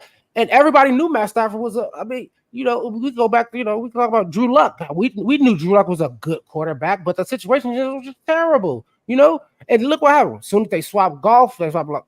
And Matt Stafford, what he go do? He go win, because like you said, Mark, Matt Stafford is a good quarterback. He ain't Kirk Cousins. He ain't just capable. He don't play defense either. He don't play defense either. No, listen. Way better than what it was when we played Matt Stafford in Detroit. And this is why I picked the coach versus the coach, because I think our defense and our secondary is good enough to combat Matt Stafford and his receivers. I just think Sean McVay versus Eberflus. Think about what I'm saying. An offensive head coach with a really good quarterback and a really good offense, pretty good offense, versus a defensive head coach with a really good defense. I think Waldron is going to have most of the input on the game plan that game. I think he's going to be the one that's going to But Waldron is going to be calling offensive plays. Eberflus is going to be calling the defensive plays. 1 second. Let me jump in here real quick, because I got to get a shout out to Ron. Ron, look. Appreciate you jumping in the chat. Look, he said claws up, bear down. New sub here. Look, appreciate. Hey, yes. Appreciate the love. We like I said earlier, we come every post game show. We will be here giving you Bears content. Pre-game shows, we will be here Saturdays giving you Bears content. Look, hit the like button. Everybody follow Ron. Ron know what he's doing. Hit that subscribe button, man. Yeah. Give us a subscribe. Tell your friends about us. We like chopping up Bears the regular way. We ain't got no agenda here. There's no gimmicks here. We talk football like real football, real Bears. It's the hard way. It's hard out the here. hard way, exactly. It's hard out here in these streets. There ain't no holding punches. If you feel a way, if you think somebody just saying anything just to say it, we call you out on it. So appreciate that, Ron, for sure. It's a sniper on the roof. What I'm saying to you is, you talk about Shane Waldron. Shane Waldron is calling the offense. You got the wrong target, sniper. No. You got the wrong target. The target is Eberflus. Yes, it is. You got the wrong target. So now listen. Now let me, Mark, before you jump in real quick. Now let me break down so I can let him understand what he's wrong at in this. I got us scoring 24 points because Shane Waldron is going to do his thing. Marketer, I've been big on Shane Waldron. I think he's capable of doing what he's supposed to do with this team. What I'm saying is, I don't think Eberflus, who's calling defensive plays, can outcoach Sean McVay. Sean McVay boys is going to be on the field at the same time. Okay. Matt Eberflus boys is going to be on the same time. He's going to look out there and put that paper up in front of his face. He's going to look out of his face. McVay's going to bend over on his knees like this. And like, yeah, okay. Oh, that's what you're going with? And I think he's going to just carve up Eberflus's schemes. And I think that's why I think we're going to lose. No Aaron Donald on defense. No Aaron Donald. So that's a plus. And I just look at Eberflus. He on the hot seat. Nobody, regardless of anybody want to say this or not, Eberflus is on a silent hot seat. So if he don't produce at a level he's supposed to produce with in certain environments, which is the Rams. The Rams got a good coaching, but I don't think their roster is that much better than ours. I just don't see that. And I said I'm not saying And what I said, this whole game for me, why I gave us an L's list. I think that the Rams, I didn't say the Rams was much better than us now. I think it's kind of even. That's why I said it's going to come down to coaching. And which specific coaching is when our defense is out there, just like last. If our defense is out there, Matt Eberflus is calling those plays, and let's just say it's the last drive, and we need to stop them to win the game. Eberflus is shown to make the wrong decision. McVay hasn't. Kmet, Rome, DJ Moore, Keenan Allen, Swift. Swift, a former Detroit Lion. I'm telling you, bro. We're not going to lose. We're not going to lose. We're not losing with the offensive weapons that we have to draw a play. Shane Waldron is going to cook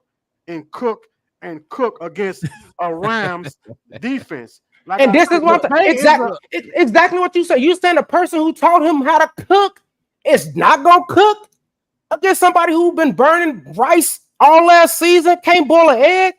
Oh, wait, hold on. Eberflus. If Sean McVay don't have a good defense, Sean McVay is non-existent. What now, you mean? We can say his quarterback has saved him a lot. That's why he still got his job, because of his quarterback. He ain't winning no Super Bowl because if his defense sucks, that's why they're not winning the Super Bowl. But he's gonna put up 30 points, dude. Let me jump in here. Ricky said, name the running back and the second wide receiver. Kupp is hurt. Kupp is hurt. They found him a nice little running back last year. If you play fantasy, you know that Kyron Williams. He will be the Kyron Williams the third. Is it Kyron Williams the third? Yeah, I don't know if he's the third. No. I don't know. I know it's Kyron Williams for sure. Look, he's a solid running back. I can't tell you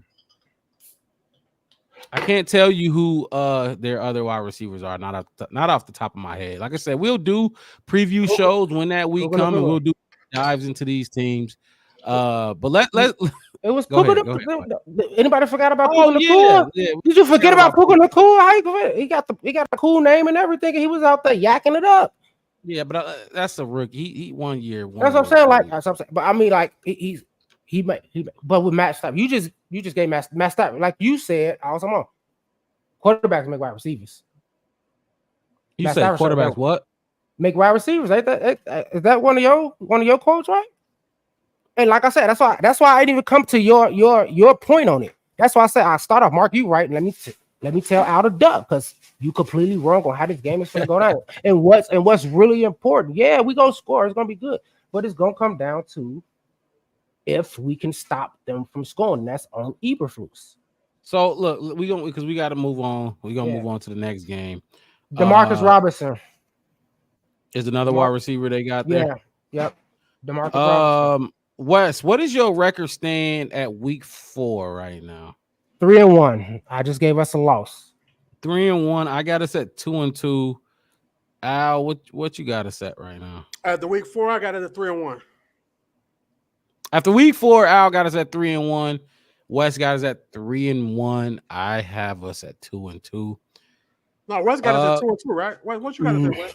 No, I got us at 3-1. We beat the Texans. Remember, I told you we beat the Texans. Okay, you got to beat the Texans. Okay, about 3. Okay. All right. Ooh, Ron. We're losing nobody. I like that energy. I love it. He said my name. Winarski. We gonna win. Winarski. Winning. We go revisit that.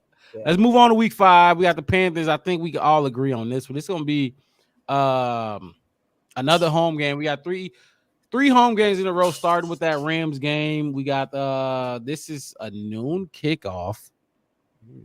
Look, I'll go ahead. I'll let you. We can get through this one pretty quick because the Carolina game, like, is it much to be said? 4-1. Unlike the Texans, who got a quarterback I still think the Panthers quarterback gonna try to be proving himself. They're not ready, bro. They're not ready. They're not ready for the Chicago Bears. They're not ready for the Chicago Bears at Soldier Field. We at Soldier Field that game. We at home. Yes, we at home. Man, we finna blow up. We finna DJ Moore, man, bro. Are you DJ Moore? By this time, this is week 5. By this time, we played them last year too, right? We played them last year. Yeah. That week 5, the Chicago Bears is going to be who we thought they were. They're going to be either cooking or the stove going to be completely off. By this time, though, By week 5, they're gonna be cooking. I think that by this time, Caleb Williams, DJ Moore, Rome Odunijay, Cole Kmet, unfortunately, and everybody else is gonna have. They're gonna be ready. They're gonna be ready. Ricky said 36-6. That's probably around my score. It's gonna be a single digit score by the Panthers. Definitely gonna be single digits. Definitely. We can't hear you, Wes. Wes, you muted. Oh no, I'm muting myself. It was a person. What's your score out before we slide? I'm going 42. 42. I'm gonna get the Panthers 2 touchdowns. I'm gonna give them 42-14. I think the last time we scored 40 points in a game was Mark Trestman, if I'm not mistaken. Bro, do you see the offense we got? No, I'm not. I'm just saying, like, if the things go well, how we predicted they should. If it work out like us fans want it to work out, it's no reason why we can't pick our poison on what receiver we want to throw the ball to. It's no reason why we can't just. It's no reason. 42 is a lot of points. That's a. Oh man, Al must have had a grand slam breakfast at Denny's this morning. My man is full. He's full and happy, and he just jolly Christmas. Come on, Wes, what you got with the Carolina game? We gonna move past. So this is. I'm gonna go real fast. This is your breakout Caleb Williams game. This is your breakout Caleb. This is gonna be your breakout Caleb Williams game. Okay. DJ Moore probably get 200 yards with 2 touchdowns or something. I think Ron gonna have a touchdown. Keenan gonna have one. I think it's gonna be But I think I got us winning 31. Ooh. And for me, I was nice to Bryce Young because every time I see Bryce Young, all I think about is Caleb Williams and DJ Moore and all the things we got for him. And I gave him 21 points. Yes, sir. I gave him 21.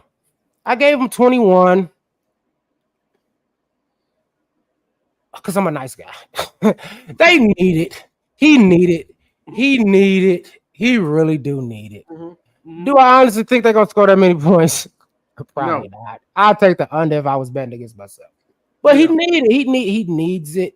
And hey man, go ahead, get some points.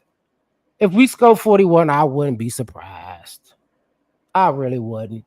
But I was 37-6. Yeah, I could see it. You was being cool. You was being respectful. I was being cool. I think Bryce Young might have learned 1 or 2 things. I mean, week 5, he had a whole season. Week 5, he might here or there. Look, I don't know. We might get Ricky. We might get complacent or something. Yeah. I don't know. Sometimes you play down to your competition. I don't think that's true. Will. So that's why I gave him 21. This gonna 40. Be this 40 points is a lot. I gotta say 35. Hey, Chef West. This is a hard knocks year. This 35. This is a different year. Yeah, 2024 is a different year for the Chicago Bears. It feels different. You said hard knocks. Hold on.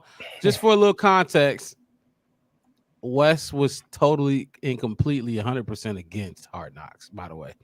Thought it was going to be a complete distraction. Did not want to end the build. Not just him, but Devin. They argued me down for hours on how much. No. Oh my God! What? Give clarity. Bring up Hard Knocks around West. Yeah. No. Act like they love the show, but hey, they hated it. They did not want it, and I'm just like, no. The opposite for the Chicago Bears. No. See, Mark, oof, you can go back. He got left over too. Mark. He's a misleading puppet master. What was said was we thought it would be bad for the team, a distraction for Caleb and them to get their stuff together. And you didn't want it. I didn't want it for the team. I wanted it for me. I wouldn't have got Max. I paid the subscription. I wanted to see it. Of course, I want to see it. And if you go back, you'll look. I would love to see it behind the scenes for every week. Fans they should do a little fan little thing, something like that. We could see some clips put together, a little short like Pixar. I don't know. Make it animated. I don't know. I would love to see. I would love to get as much Bears every day if I could. Yeah. Like I said, I'm in fan groups. I just know that the arrow in the fighting I was doing for my life that episode because I had two guys drilling this is Mark's question. Are you for or against Hard Knocks? And I had to pick my side, and I picked against simply because I wanted our team to focus on being the best team we could be. And I would focus first of all, and we can move on to the next game because it's still Carolina. We only on week 5. But look, I told you, stop. Look, if they're distracted, that's on you. You getting paid millions and millions of dollars for this. Ain't no, I want Caleb to focus. If Caleb gonna focus for all the number 1 overall pick, you made $10 million and dude, you better focus. You better focus. I don't care what cameras is around you. You've been around cameras your whole career.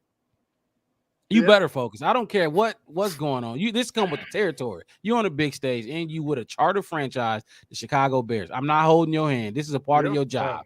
You get up there in the press conference after every game and you better speak. Ain't no doing what you did after the UCLA game and not talking to the media. Let's move on though. There you go. That go to Mark Robb. I know. That go to Mark Robb. I know. There we go. All right, now I feel at home again. Let's go to the next week.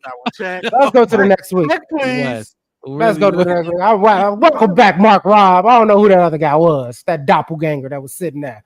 Oh, last hour and some change. There you go. Get on them. Get on them. They get paid millions. Last game, and this is a road game for us. The last game of this 3-game road trip we got. Not road trip, a home game. This is a London game. We in London. This is against the Jacksonville Jaguars. They are damn near. That's damn near their second home, if not they home. London. They play in London more than any other team. So Trevor Lawrence, Christian Kirk, Travis Etienne, Al. What you think? Man, bro. This was hard for me too, man.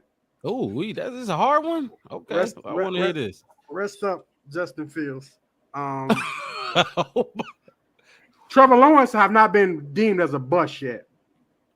Oh nah, I know he has not been deemed as a bust yet.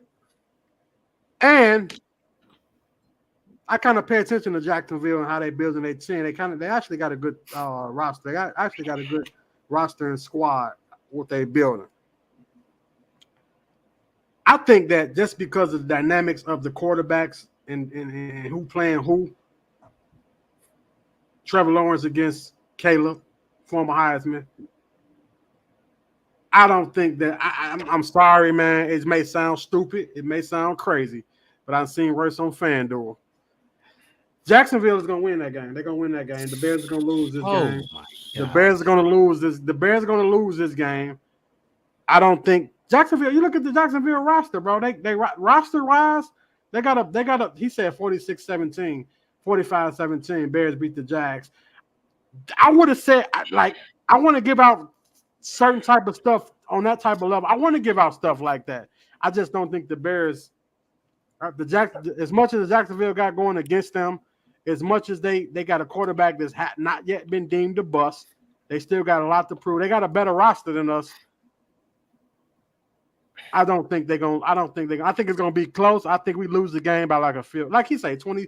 I think we lose it by a field goal. It's gonna be super duper close.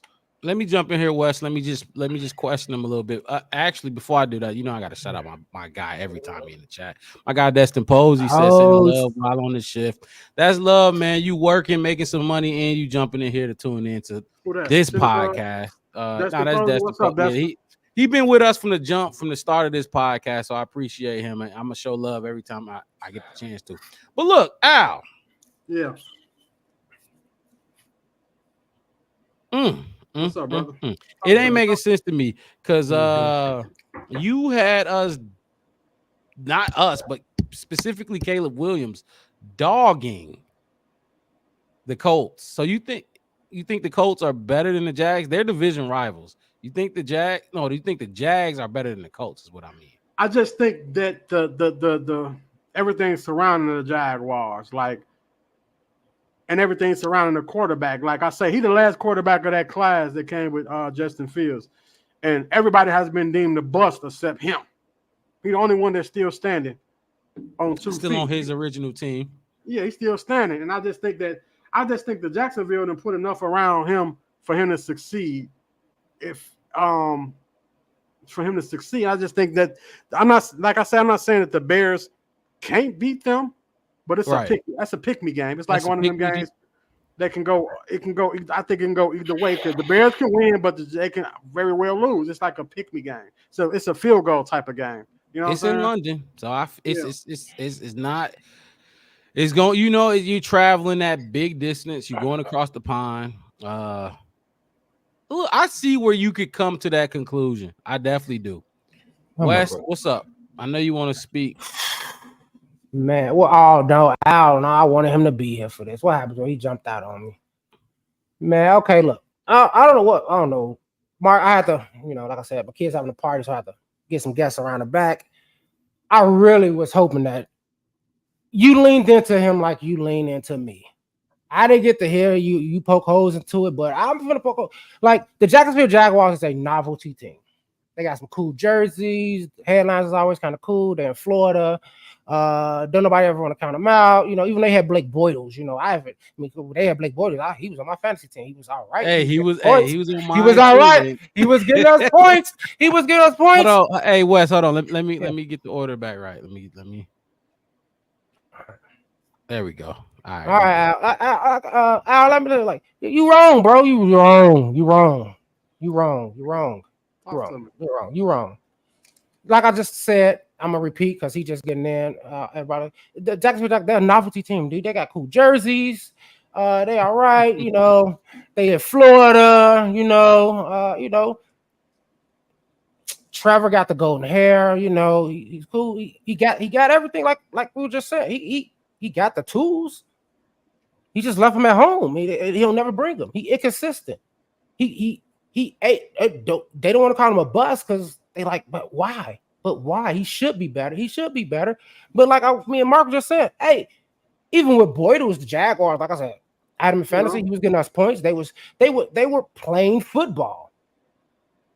But that's all they doing. That's all we send them to London. They are novelty, dude. We send them to London to hey, go over there. We don't care. Go over there. And I got us winning 24-17. I wanted to give us 30 plus points, but like before I jumped off, I heard Mark say we're going to be traveling a little bit, so we might come out a little lukewarm before we get all up in them. And I gave them 17 because they live there.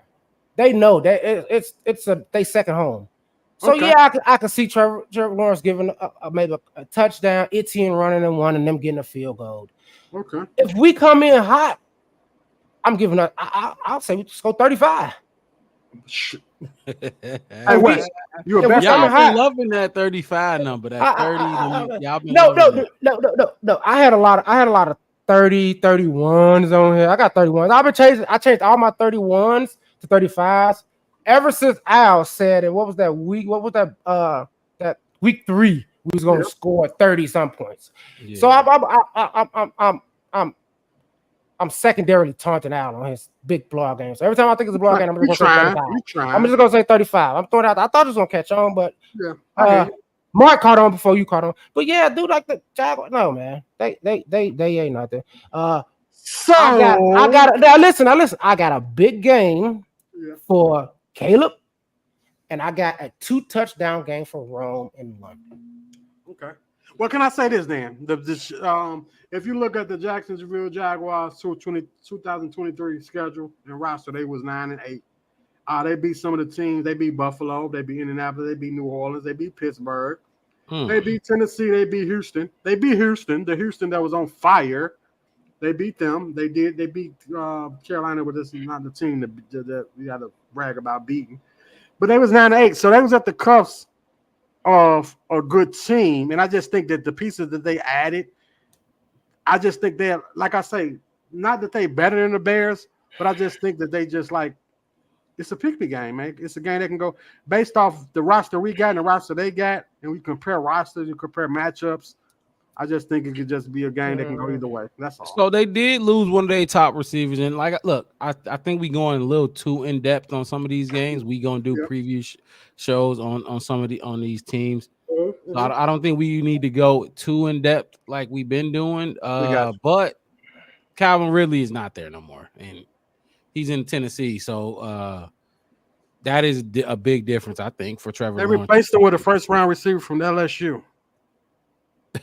They got Brian Thomas Robinson, whatever. Brian Thomas Jr.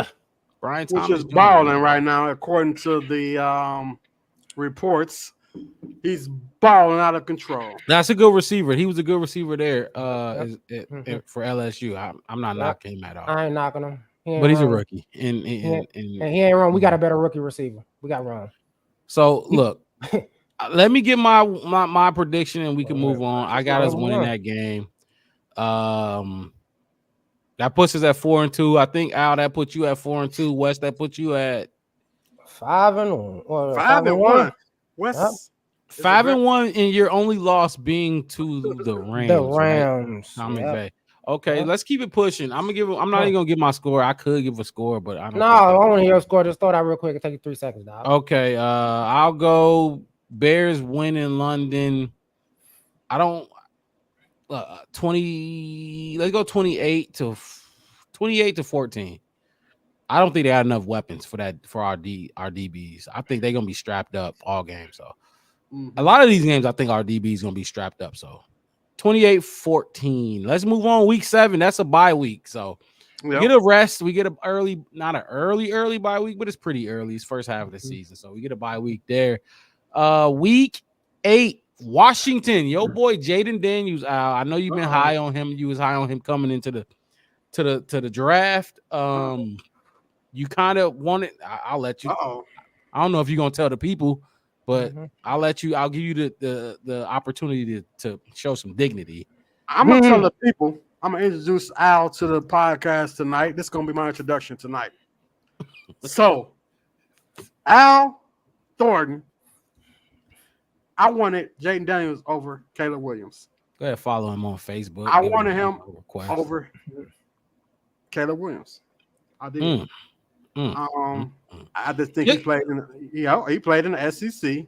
He played in a conference. He beat Alabama. He beat pro-like defenses. He just beat more teams and more players that's rookies that start on NFL teams right now versus what Caleb did.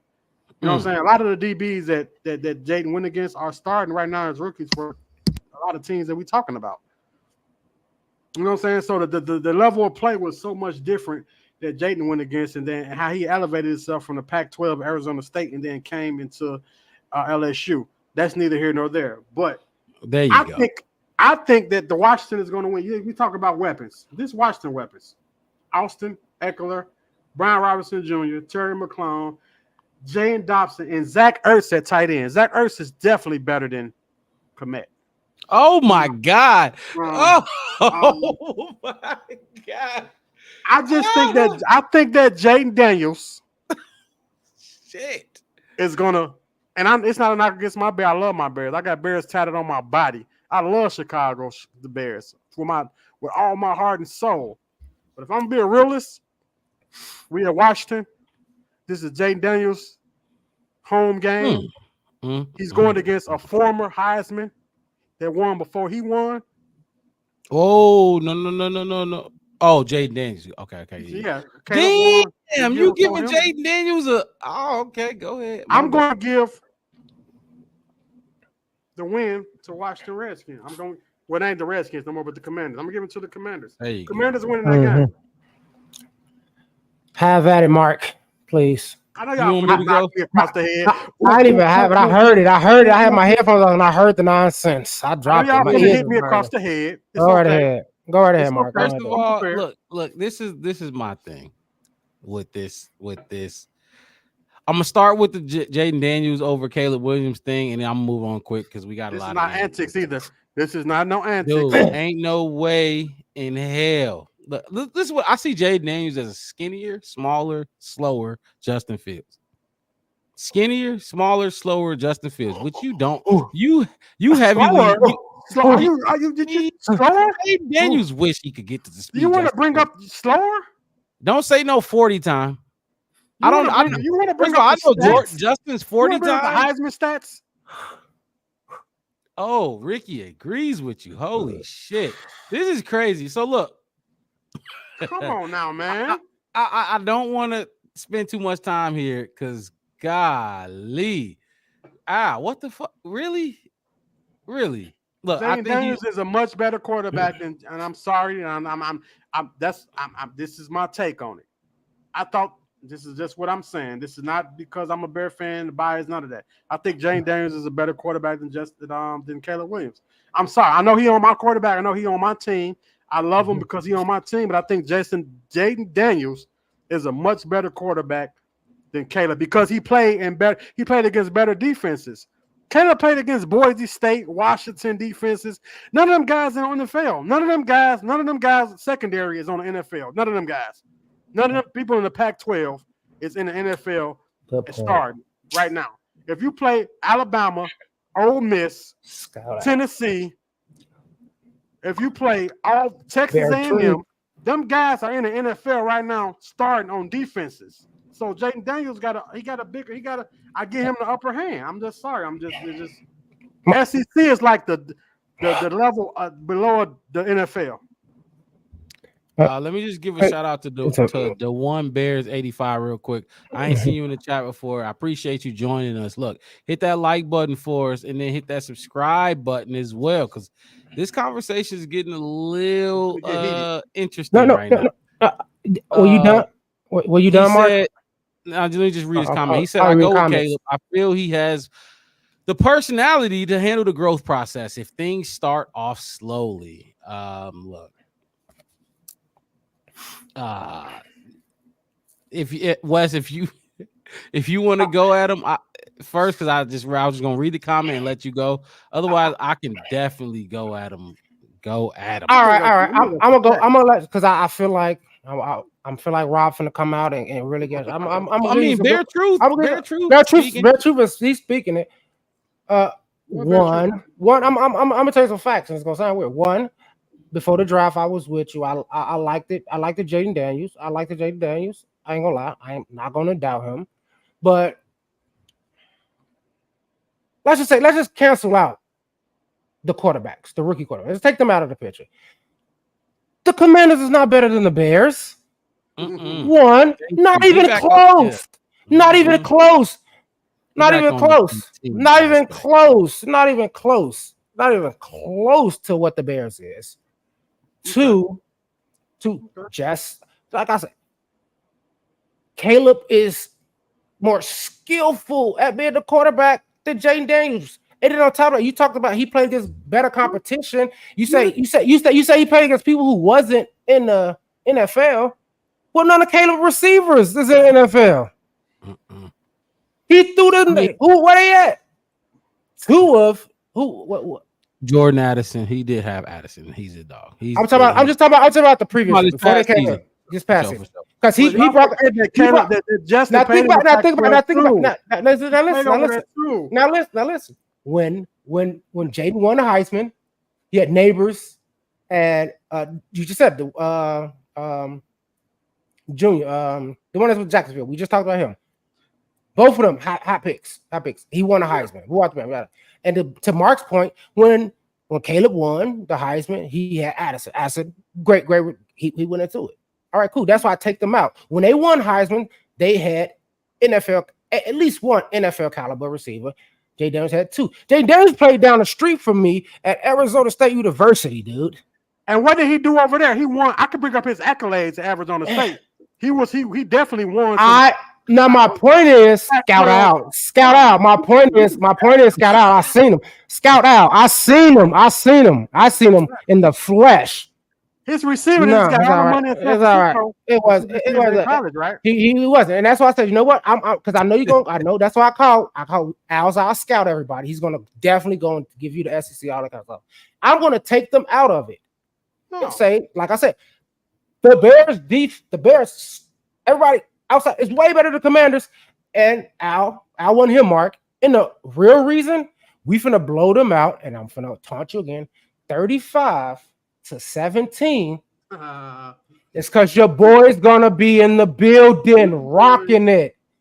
I'm gonna be at the game. I'm doing the pregame at the game in Washington, D.C., and I'm gonna do my post game at the game in Washington, D.C. And when we beat them 35-17, we gonna see how you gonna be over there? I might fly over there. I might fly. I'm gonna be there. I'm gonna be there. I'm gonna be there. I might fly out to come mess with you then.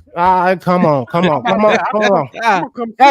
Hey, you gonna be around. Hey, you're gonna be around a bunch of vets. You're gonna be around a bunch of Marines. You better get tough before you get us. I mean, I ain't worried about that. But that's it, Mark. That's all I gotta say. That's all I say. That's all I say. I'm from the South Side. I'm from the South Side. Homie. Oh, trust me. Robert Taylor, Holmes. None of that. But like I said, that's like I said. If you take the quarterbacks out the pitchers, the Bears beat the Commanders. Left, right, up, down, 3D, 4D, this dimension, that dimension. We just flat out run them in their house. I agree.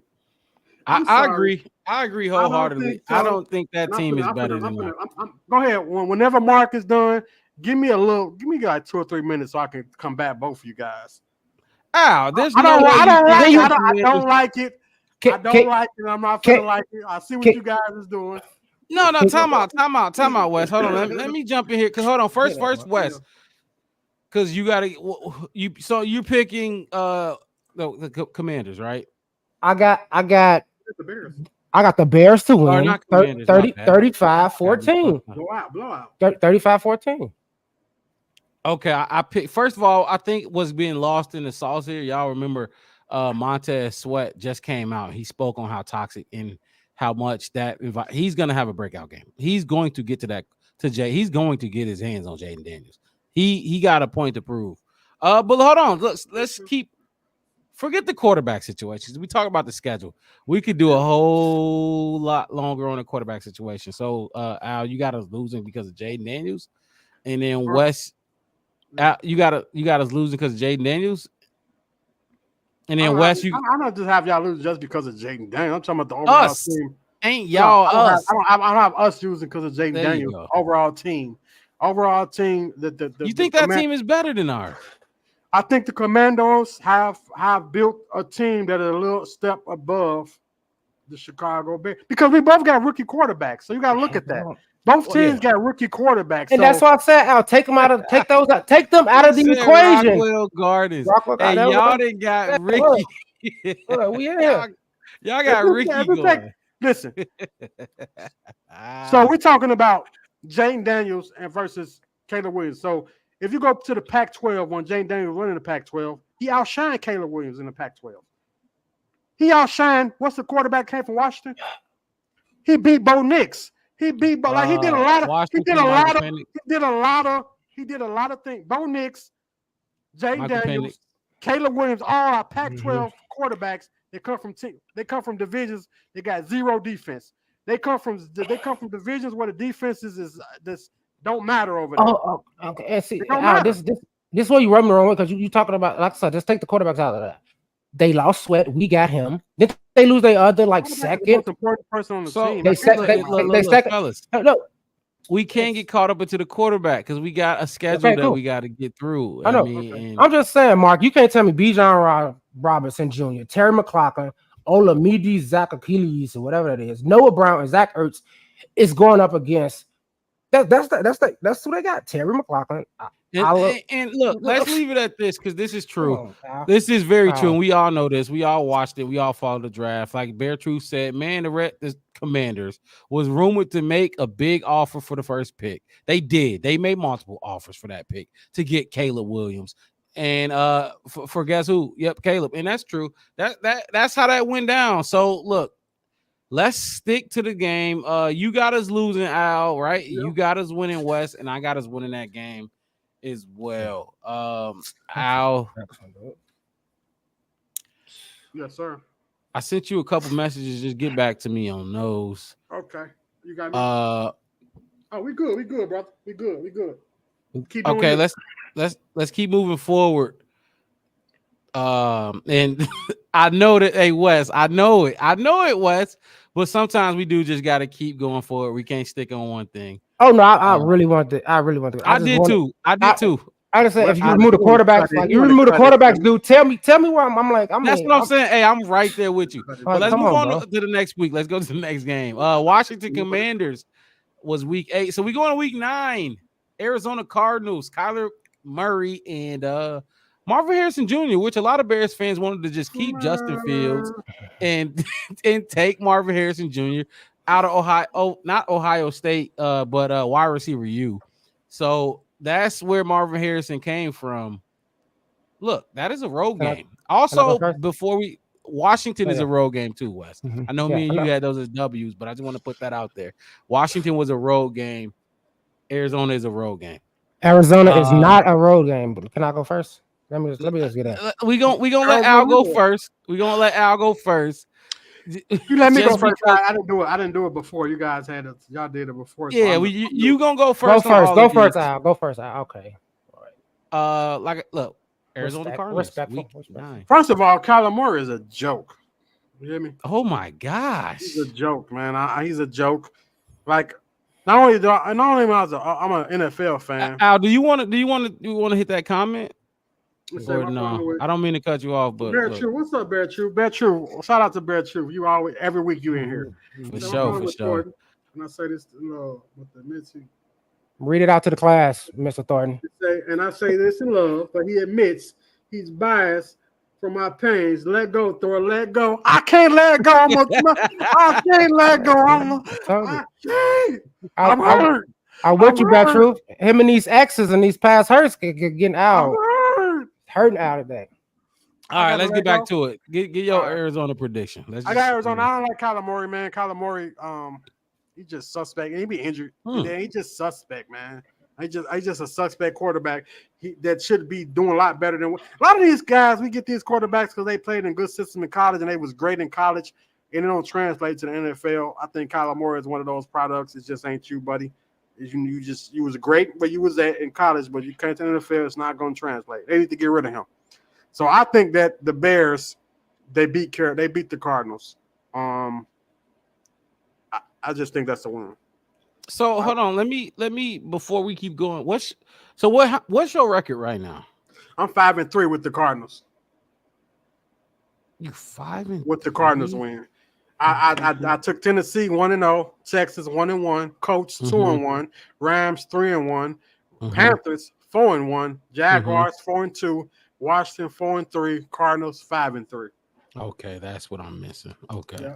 So we still on playoff bound. You know what I'm saying? Oh yeah, playoff. We're gonna make it to the playoffs. But so where did I go? 1, 2, 3, 4. Look, that last conversation got so interesting. I kind of like I was. We was cooking. We was cooking. That last conversation was deep. We need to make that into another segment. Take that. That's crazy. I forgot you. I forgot that Jaden Daniels. That was like it was so strong. So we definitely should have talked about that at some point on one of our episodes. And it's because I watched him his whole career from a freshman at Arizona State all the way till he was a Heisman at LSU. So I see him as differently than I do Caleb Williams. Caleb Williams transferred from Oklahoma. He got out of he left the dominant conferences to go to some piss poor. Come on now, Al. It wasn't because of the conference. It wasn't because of that. Come on now. He's following Lincoln.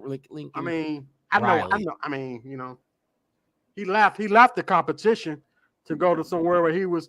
Matt Leinart was the best thing smoking in USC. Because it's an easy conference. It's a pass-heavy conference. None of the defenses in the Pac-12, none of them have defenses. Nobody in the Pac-12 have defenses. They don't. They're not known for defense. They're not known for that. So their offense is gonna always put up 4, 5. Their quarterback's gonna always put up yards. Then they come to the SEC, where the defense it's a different caliber of football. It's known for defenses. It's known for it's just a different. That's why I love Jaden Daniels, because he was able to come from the Pac-12 successful. He was successful in the Pac-12, and then come to the SEC and struggle his first year, but still put up yards, and then win a Heisman his second year. Like he came behind Burrow. Like that was Brian Kelly's first Heisman Trophy winner, and Brian Kelly was a coach for 40 years. He came from Notre Dame. That was his first ever Heisman Trophy winner in Jaden Daniels. So I got a lot of facts and history that I bring into my overall decision. It ain't just about the Bears. I incorporate a lot of things in my decisions that I don't talk about.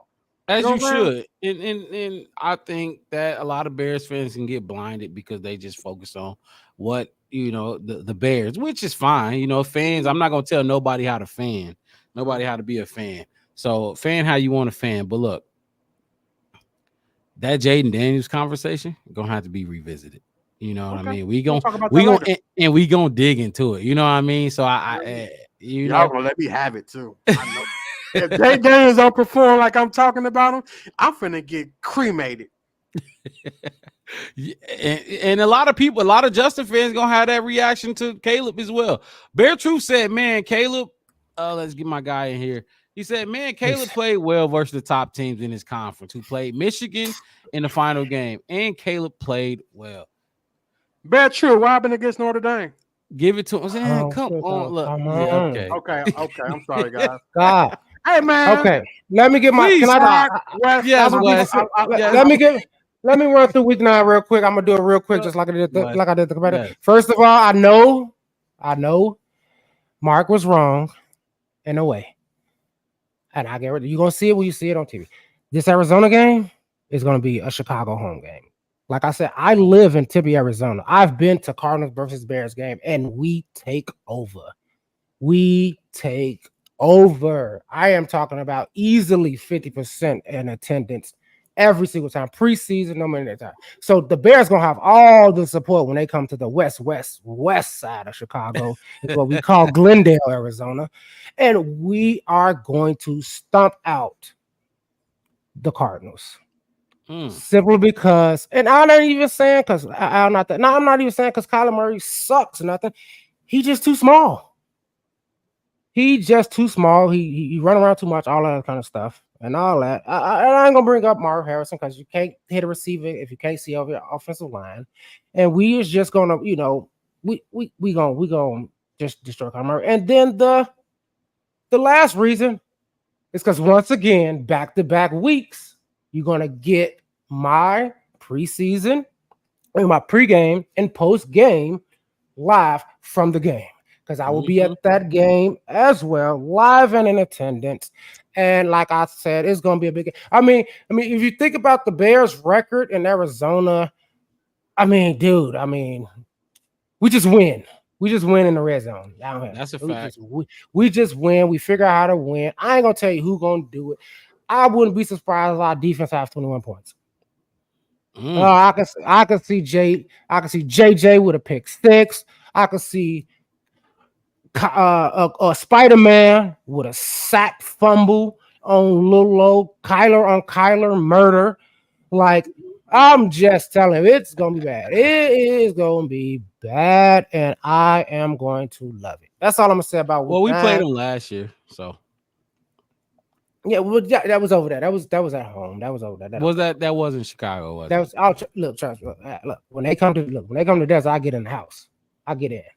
I'm in there. But yeah, that's why. Quarterback too small. We hit hard. Our defense is just way better. And like I said, Marv Harrison Jr. is probably a generational wide receiver, probably going to be a Hall of Famer, like everybody say. I'm not even going to get to that. But Kyler Murray is 4'4". He can't see over his line. He ain't going to be able to hit him. They got so many questions.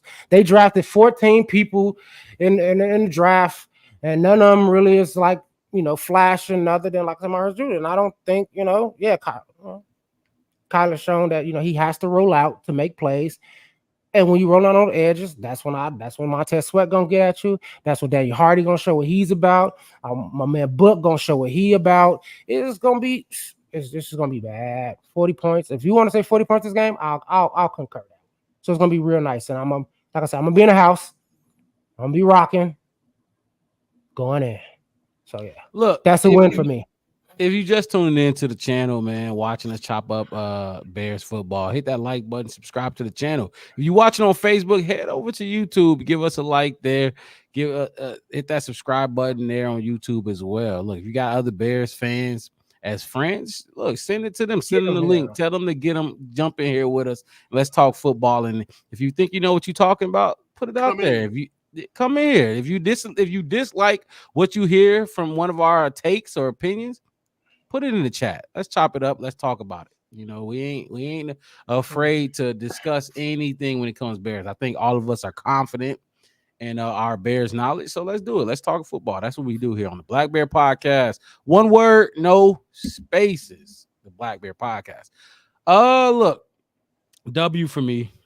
I think we all got that as a W. For some reason, I'm gonna let y'all keep track of your own records because for some reason I think I lost count in one of the debates. I don't know what happened, but let's move on. Let's move on from the Cardinals. I think we all got that as a dub. We come back home. We come back home after a back-to-back road games. We come back home against New England, the second rookie quarterback we play on this list. Drake May, who some Bears fans did want Drake May over Caleb Williams, just like some wanted Jaden Daniels over Caleb Williams. This is the start of a three straight home games. Excuse me, for the Chicago Bears. Al. Yes, sir. What is looking like? What you got for us? This game, I'm going with a win. There's no other way to talk about this one. I mean, I don't even got to analyze this game. You say Patriots, the Bears win. You know what I'm saying? That's it. That's all. So we're going with 6-3, Chicago. Okay, so you 6-3 right now? I'm 6-3. We playoff bound. 6. Okay, 1, 2. So crazy. We playoff bound, man. I didn't like I did my research. I did a lot of homework. I love my Bears, but tonight it just seemed like, hey Wes, you got your energy is on point tonight, boy. Hey, I don't know what you did. What happened to you last night? For sure. And whatever you did last night. For sure. Blame Mark. Energy is Blame Mark. Blame Mark. When he came at Mark made me do extra research on him. I had to research the cast this week. I had to. He had me came hard. Had me feeling like I was confused. Go ahead, Wes. Talk to us. What you got for week? What week is that on? One second. Let me get the graphic back up there. This is week 10. Oh yeah, 10. You had it, Wes. 10. Week 10. This week. What you got? New England Patriots. Week 10. Ricky. I'm a fan of Ricky. Ricky be on it. He definitely be on it. Ricky. I ain't gonna lie. I had to. This the one that I had to change. What? Before I came in here, I had to change it. Y'all is crazy. Yeah, y'all are crazy, man. I didn't change the outcome because just like Ricky, because y'all can go back. I know y'all can go get the receipts. I had them when I first did this. I had us at we winning. I had us 31-10 against the Patriots. And that's because I thought that they was gonna be smart and actually let Drake May play. I don't think the Patriots is going to actually let Drake May play this season. I think they're adamant. I think, but I know what Brissett is. Let's just say that. So what you saying about Drake May? What you saying about Drake May? I want to rewind that a little bit. What are you saying about Drake May? I'm saying I think Drake May better than who? He has. I don't want to say he's better than him. I don't want to say that because I didn't see him play. But when I look at what Drake May does and what he's done, and I don't want to go into college because I don't want to be Scout West. So I'll leave that to Al. But he got all the tools and everything. Yeah. I just see that the Patriots don't actually want to utilize him this season. I feel like they're really adamant about not playing. Wait a minute. Hold on. Wait. I think. Wait, no, listen. What you Drake May's play? They win. They beat Chicago? No. If Drake May's play, Chicago wins 31-10. Okay. With Brissett playing, because I know what he is, and it's week 10, and we've been in the gym as the Bears, and we got big Grizzlies. So Caleb got 10 good weeks behind him. I got us at what? 1, 2, 3, 4, 5, 6, 7. I got a 7-1 at this time, and we going. Is this a home game or is this? It don't even matter if it's Foxborough. This is a home game. This a home game? Oh, it's even worse. I got us beating the Patriots in November. If Brissett is playing in November, we don't care. We Grizzlies, baby. We do that. We Bears. We do. I got us beating them 40-3. And I had before with Drake May, because I think Drake May got a little. I don't know what he got out. I really don't know. I honestly, I hope he's better. They drafted him. I think he's better than him. He will be better than Brissett eventually in the career. I can see it. Right. If it was May, like we was looking at it, 31-10. Okay, cool. I give Drake May. I think we just going. Jacoby is going. Someone please call 911, because I think we are going to Foxborough and we're gonna commit genocide on them Patriots, boy. I'm telling you, I'm a veteran, and I'm a Patriot myself, and I think we just gonna destroy them, man. I just think we're gonna destroy them. Look, you agree? So y'all both got wins, right? Got wins. This is week 10. 1, 2, 3, 4, 5, 6, 7, 8, 9. I got the win too, and I think it's gonna be easy. I don't think it's gonna be tough. They don't even got Matthew Judon anymore. We beat them down on Monday Night Football with Justin Fields, and that was one of our 3 wins that year. I don't think it's gonna get any easier for them when they play us. I don't know if Drake May will be starting by this time or not with Jacoby Brissett. I respect Jacoby Brissett, so he's a brother, and I think he plays some pretty decent football. He's been there since Tom Brady was there. He moved around a little bit, but he was there when Tom Brady was there. I think he can play some smart football. Now, with that being said, they ain't beating us. I don't think it's gonna be close. Yeah. I mean, what y'all want to put up 30, 35 points, 31 points? It's gonna be a lot of points, I think. That's an easy one. Let's move on to week 11. Caleb Williams show. A Caleb Williams show. Let's move on to week 11, and I couldn't wait to move to this. I couldn't wait to get to this game. Y'all see who on that list? Y'all both see who is on that list. This is the first division game. This is when things get spicy. This is when a lot of Bears fans think, we might start dropping some games, like multiple games. So, Al. Oh my God. You got the rivals up north, where I am at, Wisconsin, Madison, Wisconsin to be exact, but they up in Green Bay. This is gonna be a big game. This is gonna be a huge game. What you thinking? I'm trying to figure out why the people that schedule these schedules did us like this. Why they put all our division games. First time in NFL or Bears history. I guess that's NFL history too, because we the charter franchise. So it's gonna be first bloodbath. It's going to be brutal. It's going to be brutal for everybody to play the Packers, the Vikings, the Lions, the Niners, the Vikings, the Lions. Are you serious? Dude, we got everybody talk about the strength of schedule. We got the hardest schedule in the second half that anybody in the Yes, we got the hardest, but we got the third easiest overall. Third or fourth easiest. But the hardest is the second half. The Packers, the Vikings, the Lions. How you gonna play 3 division? Let's take it one at a time, Al. Wow. Let's stick with this week 11 game against the Packers. Man, we beating the cheese off the heads of the Packers. I ain't going. Oh wow! Man. At home, this is a signature game. Eberflus, you've been the coach for 3 years. You hear me? So you played the Packers before. You done built the team that you think that you want to take you to where you want to go.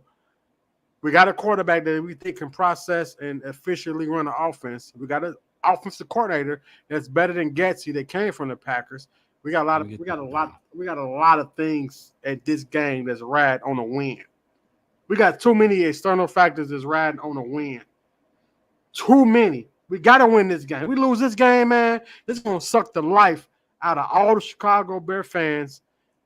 I don't give a damn if we got Caleb, we got Rome. If we lose this Packers game at home, it's going to suck the living life out of every fan across the globe. I agree with that. Before we continue, just let me give a shout out to Bearsky Film real quick. Shout out to Bearsky Film. He said he's popping in for a quick sec. Have a good show, guys. Look, appreciate that. Yes, sir. The show has been great so far. It's been a lot of interesting topics brought up. So I appreciate you just jumping in real quick. You're showing us some love and going on about your day. Yeah. Look, Al. Ricky don't agree with you. He said, hate to say it, Green Bay 24-21. We're gonna flip that around, Ricky. I think the Bears gonna be 24, Green Bay 21. It's gonna be a close game. You got to go Love against Caleb. You got to go Love against Caleb. You know what I'm saying? You got to go with the Bears. We just can't lose this game. We can't. This is gonna be detrimental to a Bear fan. Like, this is the game that I think that is gonna. I've been a Bear fan for a long time. If we lose this game, I'm gonna be hurt, man. This is gonna hurt me to the degree of a big level of hurt. I don't roster for roster. Just going roster. I'm going to Bears roster versus Packers roster. I think that we can win this game. I think we got enough. That's interesting. I know, Wes, you put in our group chat about the Michigan, Ohio State. My Buckeyes haven't beat Michigan in such and such. 1,734 days. And just know the Bears ain't beat the Packers in damn near 1,730 some days. So I'm just letting you put that out there. Hey, look, go ahead. I'll take Ohio. I will trade the Michigan losing Ohio State for the Bears to beat the Packers. And I'm gonna be real quick. I agree with you. You threw me for a loop, Al, when you was like beat the brakes off. I thought you were saying we was blowing them out, but I concur with you 100%. I got us coming into this game 9-1 on a high horse. All those easy teams like the Commanders, the Pats, the Cards, getting the kinks out. I mean, we in week 11. Yeah. By then, Caleb know what he doing. By then, Caleb ready. By then, we ready. We at home. We should have a high winning record, and I think we're going to win. I think it's going to be a historical Bears Packers. It's going to be a game that they're going to show images of when they say George Halas and all that. That last image is going to be Caleb, throwing a doomsday, Sweat, sacking Love. It's going to be a real football game, just how we created this NFL to be as Bears. And I got us winning 24-21. And I don't even write Packers in my book. I put BITCHES in my book. I don't even write their name in my book. They don't. This is my Bible. They don't go in here. The blasphemy of putting them in there.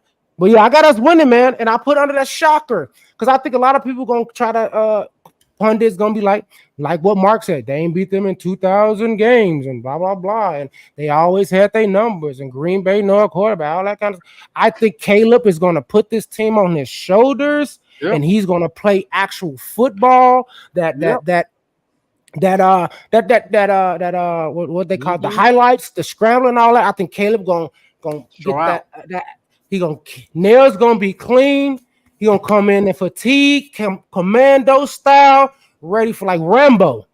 And he gonna come in, and he gonna put it on him, and it's gonna be a great game, man. Damn, I agree with West again. This is a win with both of y'all, right? So I got some questions for y'all before I go. I agree with West. West talking that with this win. What y'all records looking like? I'm 10-1, a few games away from winning the division. Shit. And what you looking like? How you 10-1? I'm 7-3. 1, 2, 3. I mean 9-1. Wait, 1, 2, 3, 4. You're 9-1 because of bye week. We had a bye week, right? The bye week. So yeah, I'm not. I count. I saw 11, and I just subtracted the loss and said 10. I'm 7-3. West, you 9-1. You cook 9-1. And I got shocker asterisk circle. It's gonna be a shocker. We're gonna turn. You see the back of my thing with all the hairs. It's gonna be week 11. That list gonna be thick with pundits and haters and I'm kind of everybody right more than I'm wrong. You know what I'm saying? Oh, for sure. Because I mean, that the way West is going is Bears fans' dreams. So look, knowing y'all records, right, that y'all got, you got us at 9 wins. You got us at 8. 7-3. 7-3. Like I So said, you not over that threshold just yet. Mm. Wes, just keep this in mind. You are over the Vegas threshold at 8.5. You are over it now. You are Vegas. And I drive to Vegas all the 3, time. They 4, wrong. 5, 6. They wrong. 2, I'm gonna put 3. Vegas on the back. Hold on, wait. West Duel. We doing. If we gambling, go You to just- West Duel. You know what I'm saying? Look, here go the hater list under Joy Taylor and Chris Broussard. I'm gonna put Las Vegas. Oh, don't go. You going against Vegas, the big dog? So originally, when I made this pick, I definitely had the Packers beating us this game. okay. Wes, you stupid. Yeah, Wes. What? Look, you gotta love Wes. Wes. He be cooking. And look, listen. I had us originally losing this game. This is before preseason, OTAs, all that. I had us losing. I got us winning today. I got us winning this game. Vegas got us at 8.5. Look, this is the first game of all our divisional games. So we got 6 divisional games. We got 6 divisional games in 8 weeks, in an 8-week span, all at the end of the year, and this kicks it off. So I'm gonna pick us to win this game. That puts me at, what is it? 1, 2, 3, 4, 5, 6, 7, 8, 8-2. I got us at 8-2. That's correct, right? I think if we don't come in at 8-2, then I don't think winning the division is gonna be who. That's why, and I got us winning the division, so I gotta come in 9-1 if I think we're gonna win a division. Cause here come the grind. Cause here come when West start The grind coming. cooking the meals. Yeah. So Grind coming. The grind is Nail- coming right now. I know. Ricky said Nail's going to be clean. Wes, you wrong for that You, one. clean. You gotta come in clean. Come in clean, baby. Come in clean. I hear None of that West shenanigans. I hear West logic. West came into this this thing with a logic because he's saying that the easier games come in the front half of the schedule. And the So harder we- games, those the are ones that we gotta wins. Those are gotta wins. Those- Those those- are gotta And, wins. and it sets you up, though, because like you said, Wes, if we stumble early on, it's going to make those later games that we talking about right now that much more harder. important. I ain't going to Yeah. say, yeah, we can say harder, but just more important. You know what I mean? If we stumble on any of these games up here, the gimmies, if you so to speak, if you want to call them gimmies, I don't think any of them, but you stumble here, Yeah. you damn sure better get your act Yeah. together here.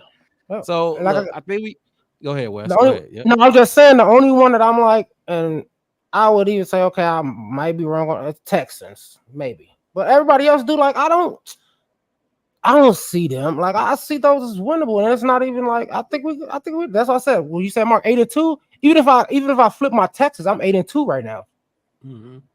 and I still got us winning the division, and we got to grind out our division. Yeah. We got to get. No, we got to get our Jon Snow on. We got to be the kings of the North because winter is here. What y'all think about this then? And we can move on to the next game. What Yeah. y'all think about this? One primetime game all year. One primetime game all year against divisional opponents. This Packer game, as y'all can see, I'll pop it back up. This is not a primetime game. This is a noon game. Don't feel like it. And in the next game against our Vikings counterparts, another noon game, which we'll talk about. So Yeah. Let's get right into what it. y'all think about that? Not that Packer game, at least that Packer game not being a division game. Just real quick. Not priming it for us. Like I said, I think the crazy thing is like Al alluded to, like flexing games. like probably flex the game up, especially if we coming in 8-2, they gonna see that they can flex the game up. But I'm just gonna, like I said, if they do, they do. If they don't, like it should be. I don't know why, but the way they set this schedule up for Caleb Williams, I'm not gonna say the Bears. I'm gonna say the way they set this up for Caleb Williams, it's like they want him to succeed. Like they okay, we're gonna give you Green Bay at noon.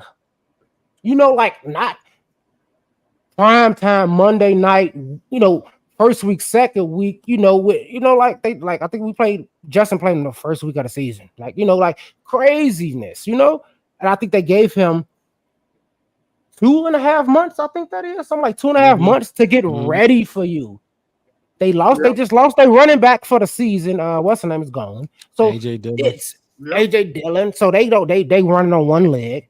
Like we gotta come in and we gotta knock this one out because it's finna be a grind after this. And Yeah. I can roll right into the next week because what's that? Is that we play the Vikings? Let's go. And I'm Roll just right into it. I'm gonna roll right into it. And I got us winning 31-21. And I just don't see us lose to the Vikings, man. Come on, somebody got to be the new Detroit Lions. Somebody got to be one that's gonna keep the losers. Somebody got to be. I think we're gonna beat them. I think the Vikings is still trying to figure out JJ McCarthy. I think they're a wounded animal. By this time in that, I mean, we might be playing against Ripping by then. Yo, boy. That's a good point. That's a good point. We might be playing. It's week. What's that? Week 12.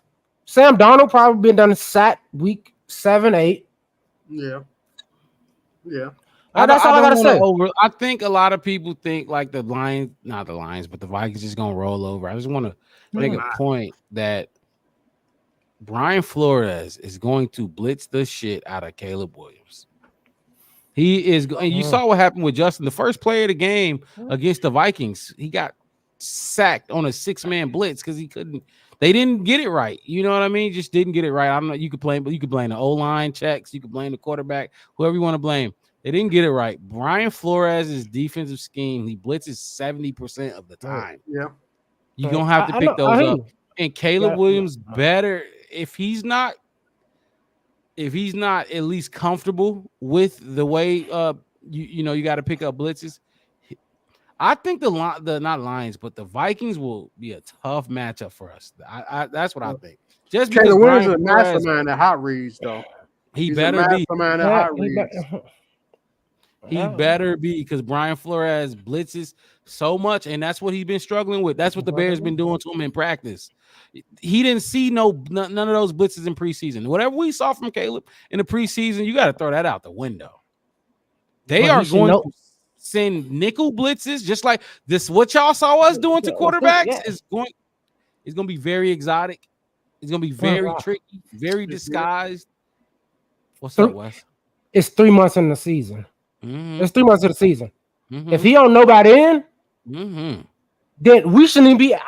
I shouldn't have us at 8-2 then. If he don't know by then, you see, that's what I said. The easier ones, they need to pick it up. They're gonna have 3 months worth of practice against that. And you said it right. We do the same thing. He got 3 months with our defense doing it to him.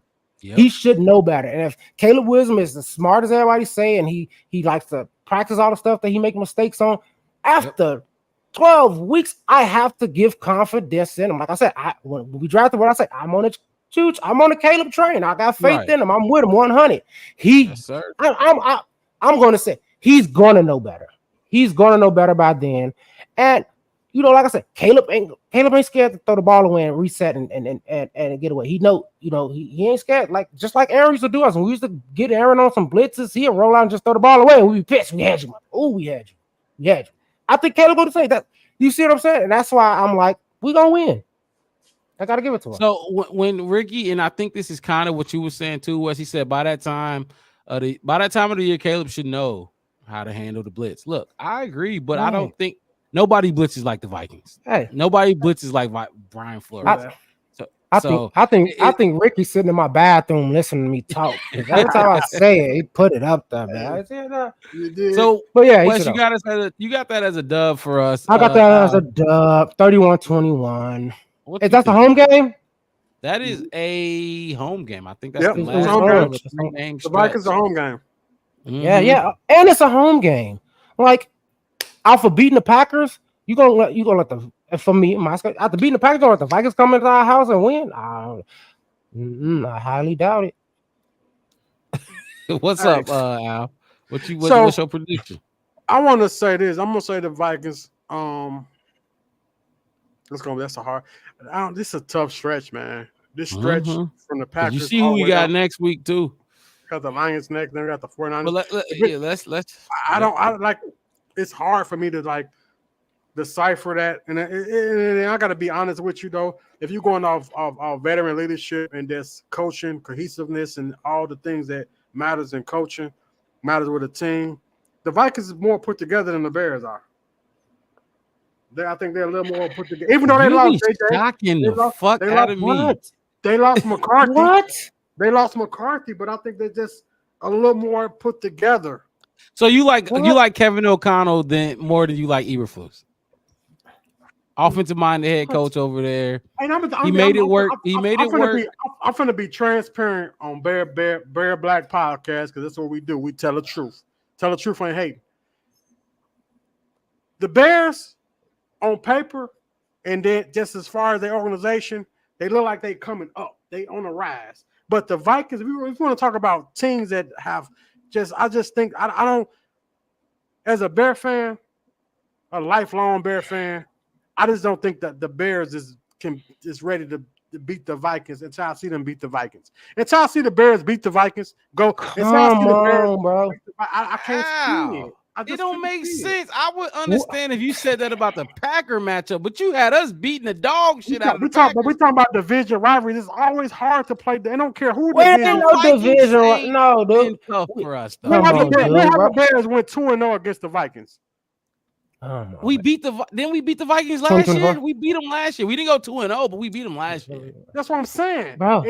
I'm not saying that the Bears can't win. They might not win. Now they might go to Minnesota and beat them in Minnesota. I'm just saying. Stop playing. These are division games, bro. It's hard. Stop. You over here playing the helmets. We playing against Sam Darnold. We playing against Sam Darnold and Brett Rippon. Hey, we playing against Sam Darnold and Brett Rippon, bro. Hey, Chef West.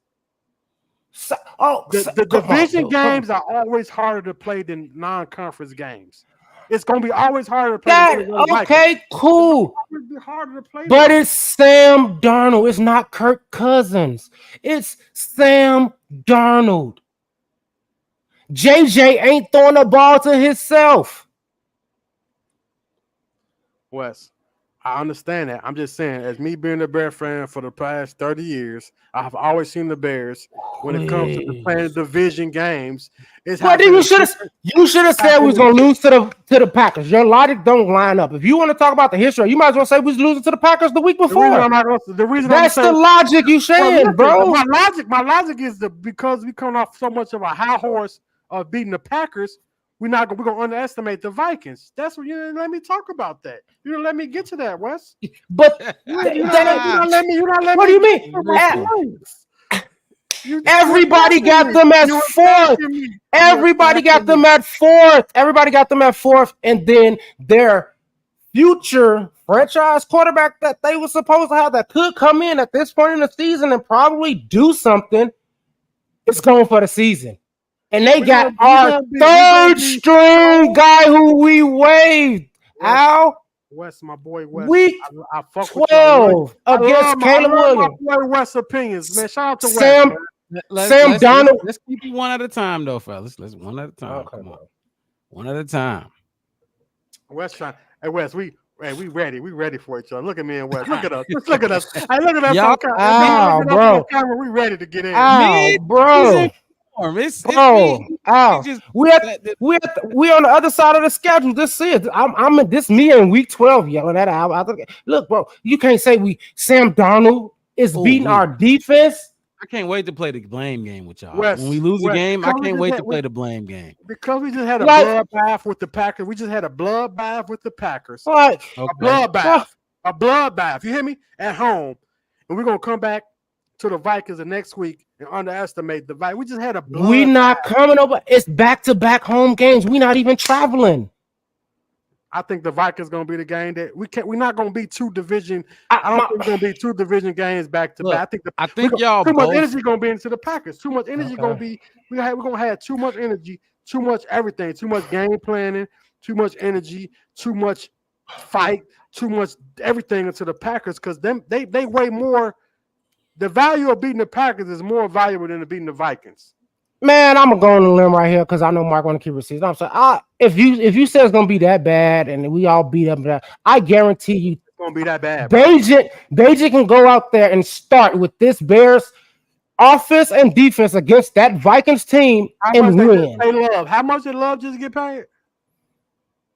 He got paid a lot. They're not going to come out there and lay down. But we're not talking about Love. We're talking about Sam Darnold and Brett Rypien. I'm playing devil's advocate, Wes. When I do. Okay, just say that. Say that before you say that. Say that before you say that. I play the pros and the cons on both sides. So, I'm not just being. It's no cons against this Minnesota team in Chicago at Soldier Field. There's no con for us. I'm talking about the Packers. Then when we slip back into the Vikings, I'm not talking about the Packers. We moved on. It's the next week. We beat the Packers. We lose to the Vikings. That's my opinion. That's my 12. Okay, cool.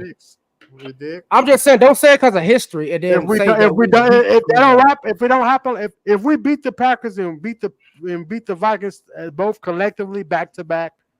Whatever you want to, whatever you like on the apparel side, from hats to jerseys to t-shirts, you just send me what you want me to order, and I get it for you. Let's do a friendly bet. Let's do a friendly bet between me and my co-host. I don't need you. And I don't want to care about. I don't want this. I don't want that. What? No, this is a friendly bet. If the Bears beat the Packers and the Vikings back to back, then go to the Lions. They will. Then go to the Lions.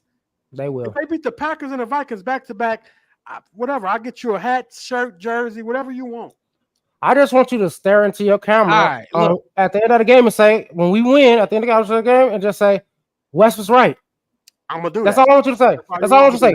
Just say it with the dudes. So Mark, back me up, Mark. You gotta back me up, bro. I got you. So Wes, you got us winning, and Al, you got us losing. I got us losing. I got us losing to the Vikings.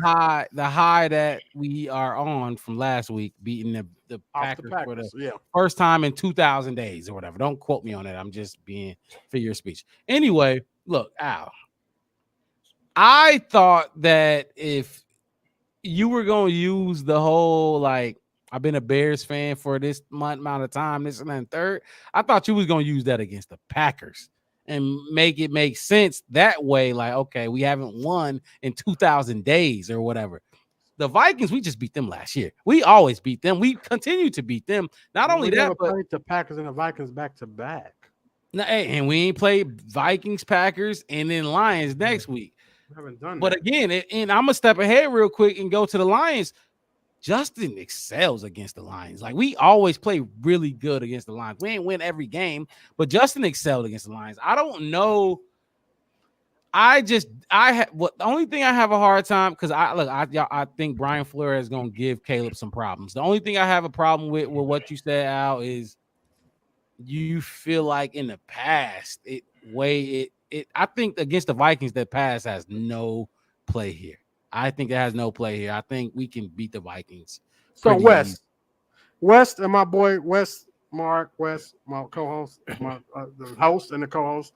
So the last time I had the satisfaction out of beating the Packers, when Lovie Smith got on the TV and said we beat the Packers. When Rex Grossman was beat the Packers one time, he beat the Packers once, and Lovie was up. He was like, "Yeah, we beat the Packers." Like, that was the last time I got the satisfaction out of beating the Packers. Now, the last time we beat the Packers was 2018. Adrian Amos picked. I said satisfaction. You weren't satisfied with Adrian Amos intercepting Aaron Rodgers at the end of the game to win that and just taking a knee. You didn't like that? But I also remember Chris Conte. Like, I got so many memories, man. Okay. This nigga hurt. He hurt. What Bear Truth said. You want to talk about memories? Yeah, bro. You and these exes, dude. You still talking about the old stuff, man. Stop. But my whole thing, I could back you if you was talking about Green Bay. I could even say, yeah, that's cool. But the Vikings, though, I can't. New Bears regime, new defense, new coaching, new management from the top to the bottom, from Kevin to Ryan to Ian to whoever, all the guys they got in place. I just think we are better constructed to beat the Packers. We are better constructed. And I'm not saying that we can't beat the Vikings. I'm not saying that the Vikings can't be beat. I just think that coming off a Packers high and a Packers win is going to kind of take away. Okay, so who's going to be the reason then? If we lose is it going to be Sam? Is it going to be Brian Flores in that defense? Why are we going to lose to the Vikings, in your opinion, Al? I got one more before you say that. Underestimating. What was your score? What what was your score? How many points is this Vikings team finna put up on this Bears top 10 It's Bears gonna be a low defense? scoring game. How many points? 6, 17-14. 17, 14. It's gonna be a low scoring game. I just think the Bears going to underestimate. Can the Bears beat the Vikings? Absolutely, they can fuck over the Vikings. Right. But I think coming off a Packers win is going to underestimate the actual Vikings. I just think Okay. I done been in them games before when I done played. Right. So look, It was a great team. what I'm gonna do here, we gonna keep it pushing. We gotta keep it pushing, man. Hey, we talking football, man. That's Wes, Man. you you gave us a dub, right? I got us winning 31-20. Al, you gave us an L there, right? Correct. I'll give For us the Vikings, yeah, we 7-4. We still playoff bound though. You know what I'm saying? We still Ain't winning the playoff bound. division. 7-4. 1, 2, 3, 4. We ain't winning the division with Al because we losing to the Vikings. Who everybody got. And- Wes, I hope I hope everything you say make it. Dude. I would love it. I love what you're saying. I'm a Bear fan too. I'm not against you. I'm on the same team as you, brother. But I'm just Thanksgiving. you know, Thanksgiving morning, fellas. Good morning. Good morning. Let me go first because I want to say what I gotta say before Al say what he gotta say. He trying to compete with Al. Huh? I need some Pepto Bismol because you hurt my stomach, boy. You got You me. know what, You got me fucking. I gotta do something like this with y'all. What's up? Yeah. Oh man, go right ahead. So I'm gonna go real into it. All right. So it's Thanksgiving. It's Thanksgiving. We going against the Detroit Lions in Detroit. So I got us losing 34 to 31. Wow. And the reason I got that is because last season when we lost to them, we lost to I think both games. I think we lost by 3, both times. And I'm gonna take a play out your book, Alice. Say just because they're in Detroit on Thanksgiving, I'm gonna give Detroit the home court advantage on a prime time on the holiday. And I'm not gonna act like the Detroit Lions are the Vikings, who is not even nowhere scratching the top of our division. It's somebody that we finna come in. I hear you. Like, so I think it's gonna be a good game. I wouldn't be surprised if we pulled it out, but like you said, history, I'm gonna give it to the Lions and give the Bears their second loss on my piece of paper since week 4. And it is now week 13. F West. The stove is off. The stove is off. It's broke. The stove is broke. You need a replacement stove. What's going on over there? I'm with you, Ricky. I'll say 27 to 24. I could take something like that, Ricky. Ricky in my bathroom, I swear to God, dude. See what I'm saying? Hey, Ricky, you've been good all night long, brother, but not right now. Hey, Ricky, stay on the winning side. Do we want to hear what you got to say, Al? Go ahead. Definitely want to hear what I got to say. Go ahead. Better want to hear what I got to say. The Bears are going to beat the Lions. The Bears are going to beat the Lions because we just had 3 division games back to back. We beat the Packers. We're on the high. We lost to the Vikings. We're on the low. So we're coming back on the high again. We're going to destroy the Detroit Lions at home. We're going to be 8-4. Oh, I see the Detroit Lions. I see what you. Detroit Lions quarterback Jared Goff. Hold on. Let's just do a little history of Jared Goff. Jared Goff has made his way over there where he at right now. Truth be said, he was a former high round draft pick. He's not a dog. He's not a dominated quarterback. He's has been okay where he at right now. Let's not just act like he's just some type of outstanding quarterback. He's not. The Bears can beat him, and they have beat him. So I will give the Bears that win. The Packers a win. The Vikings a loss just based off the emotions coming off the Packers win. And we go to Detroit and we smash Detroit. Hey, 8-4, we still playoff down. I hear you. Hey, Al, do you trade? You trade stocks? You do high lows and shoulders and watch the market when it gets down. It's going to reverse. That's what it seemed like you just did. I do. That's what it like you did. It's like you went that way, bro. It's my turn. Go ahead, Mark. Put a little insight. No, y'all good. I love. Go ahead, Mark.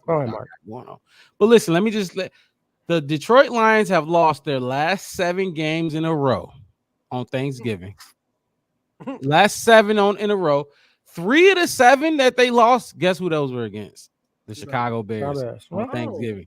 That's all I want to throw out there. Last 7 games in a row they lost on Thanksgiving. 3 of those 7, which hold on. Let me give Everybody Ron credit. Ron was saying it. Always lose to the Bears on Thanksgiving. 3 of those 7 losses in a row came to the Bears. So go ahead, fellas. I just want to put. No. I like I said, I don't. I get it. I get the history of it, but like I said, I cannot, in good conscience as a Christian, sit here and say that this new Bears team is new and they doing these great things, and we're gonna be great. We got a nice offense and all this other kind of stuff, and not say what the Detroit Lions have become. They won the division last year. Yeah. I can't take that away from them. They played good football last year. They was one game away from what the Super Bowl? Mm-hmm. 1 game away from the Super Bowl. And they're at home on Thanksgiving. Is it because I think last time I was calling him Dan Quinn. It's not Dan Quinn, it's Dan Campbell. Dan Campbell has he gave that team something else. He gave them something else to be. And they're gonna be at home. It's gonna be on Thanksgiving. I think this is we finna rewrite history for the Bears going forward. I think Dan Campbell and this Lions team is gonna rewrite it. This little one Thanksgiving, we did this, that. Yeah, I get the history. I got that. Like we changing Bears history. I think this Lions team, I'm not gonna knock them. They're a really good team. Just like Mark would tell you, that offensive line is stout. I'm gonna use his words extremely, and I think they're gonna stay at home, man. Like I said, I'm gonna get on the advantage. I'm gonna give it to them on that. And hey, look, maybe they eat too much turkey and we do get away with it. I don't know, or whatever. Yeah. So look, let's we got a few more games to get through. So let's get through these games. What's your score for this? What was your score for this Detroit game, Al? The score? It's a division game, so it's gonna be close. I'll say 28-24 Bears. 24. Mark. I think we win. We beat them once last year, and then we should have beat them twice last year, but they scored like 14 or 16 points in like 4 minutes against us. Some crazy shit that shouldn't have happened. So I think we beat them. I think we beat them here. I don't mean 24-21. That's been like the theme of my scores. That area, I like us in that area. So Ricky said Lions are a different team right now. 1 play from Super Bowl. But like I said, that's fine. They were 1 play from the Super Bowl, but we beat them, and we had their ass on the ropes twice last season. So let's get through these last few games, and we can call it one. San Fran. I think San Fran. I'm gonna call that a loss for me. Wes, what you thinking? It's a loss. And a lot of people, I'm not big on Brock Purdy, but finally a team. What I was saying about the Vikings, he needs to put that narrative on the 49. A well-built team, lots of weapons. I mean, they got this, they got the Switch Army knife and CMC. He does it all. He carries it all. I mean, they've been so close to winning it all. And I think we not. And that's a home game too for the 49ers, I believe. So I think I'm thinking I think the Niners gonna it's gonna be close though. I got it. Like I said, I got it at a close game. I got the Niners beating us 28-21 by a whole touchdown. I got that. So that's why I'm gonna give them that. And they just finished what's my man? They got Ayuk. Now, if in the next 7 days somehow they don't resign or Trent Williams go somewhere or something like that happens or something like that, yeah, maybe. I don't know. We'll see. But yeah, Rick. Yes, Ricky, we know you said what I said. Go ahead, Al. What you thinking? 49ers at the 49ers, a Super Bowl contending team, a team that got a defensive line that can smash any offensive lineman that the Bears got on the offensive line. I'm just being honest with you. They got them dogs on the defensive line. We got left tackle we've been talking about offensive line as not being up to par, and then we finna just get them a win against the 49ers. Not happening. The Bears will lose against the 49ers at the 49ers. They would lose that game. Man, like I say, I'm not a naive. If y'all had met me 3 years ago, I would have probably said the Bears will win every single game that the Bears ever played. But that's just doing matchups and just being a realist to the schedule and to what I think I see. The 49ers is much more advanced than the Chicago Bears right now. Way more advanced than the Chicago Bears. They're not winning that game. If they win that game and lose all the rest, it's some Vegas and crap involved. I just don't think the Bears can go to the San Francisco and beat a team that's arguably got one of the best defensive line in the country against an offensive line that's suspect, or against a left tackle that's not proven, against an interior offensive lineman that's not proven, against a rookie quarterback. You gonna put them up against Bosa and the rest of them guys as our dogs? Are you serious? Like that's not something that I think that's in our favor.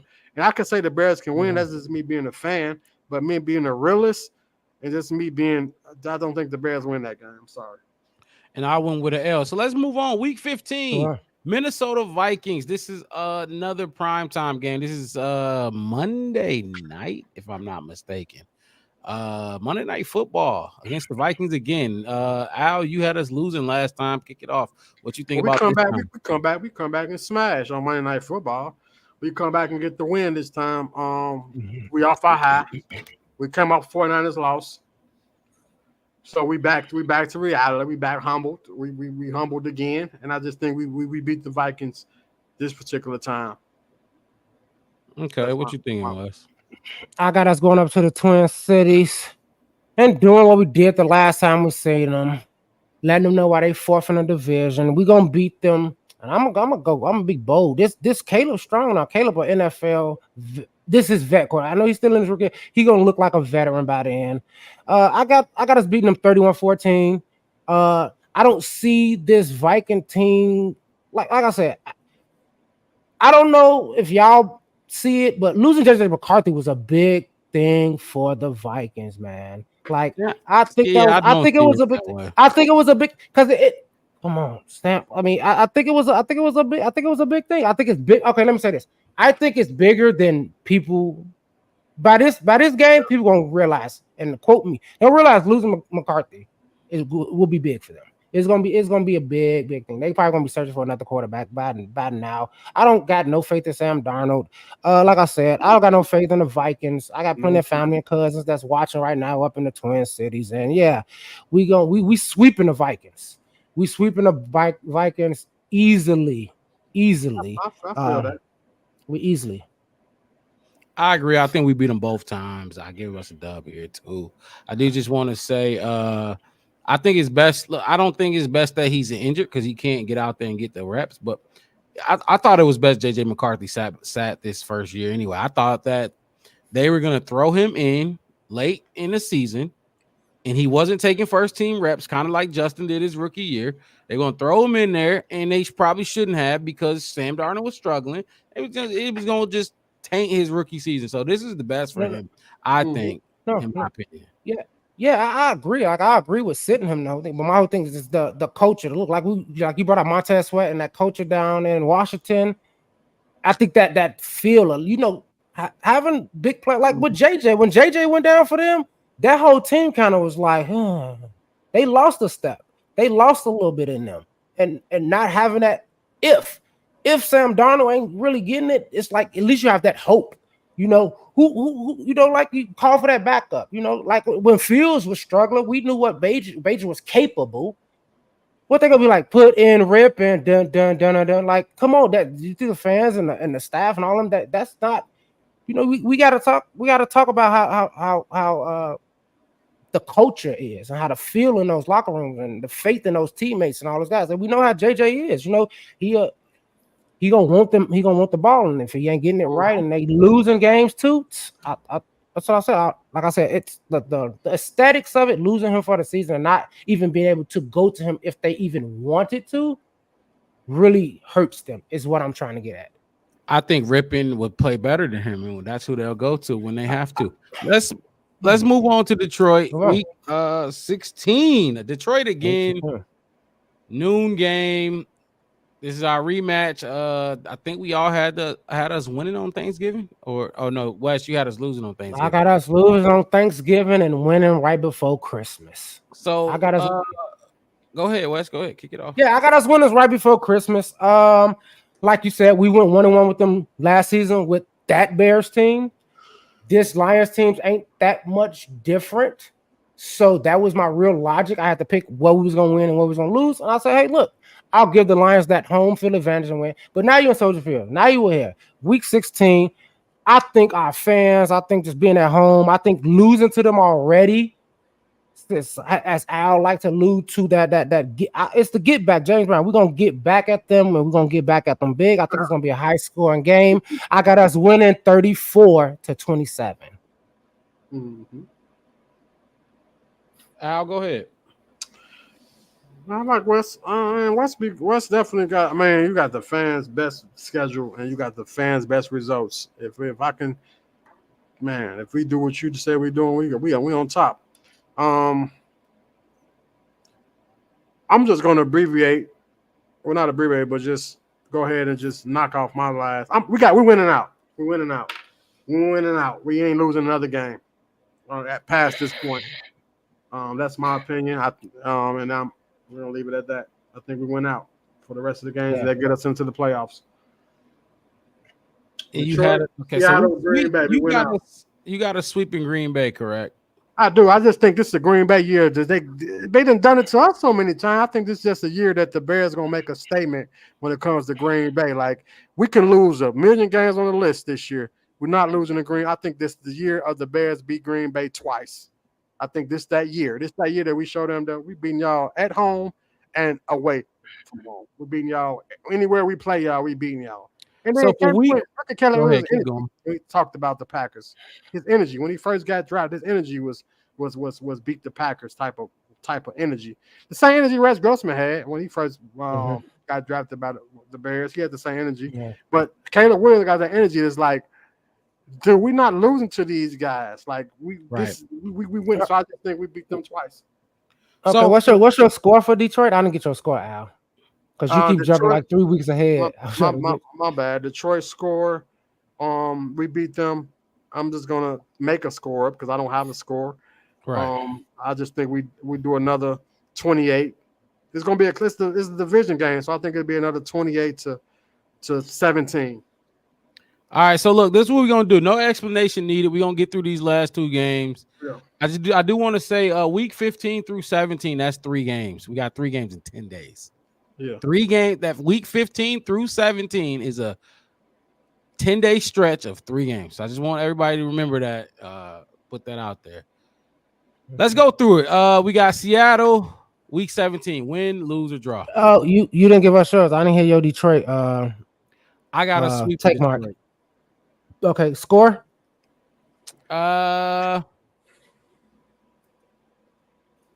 I'll go 17-14 that game. I'll go 17-14 Bears. Okay.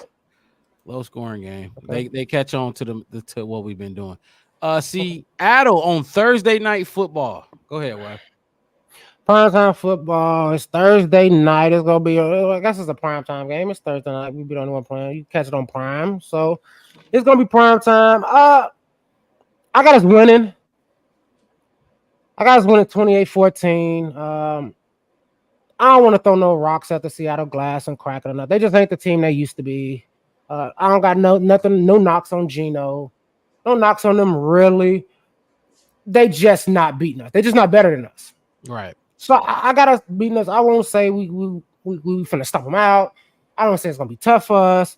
I think it's gonna be a really good leisure football game where you know we're winning from the second quarter to the end of the game.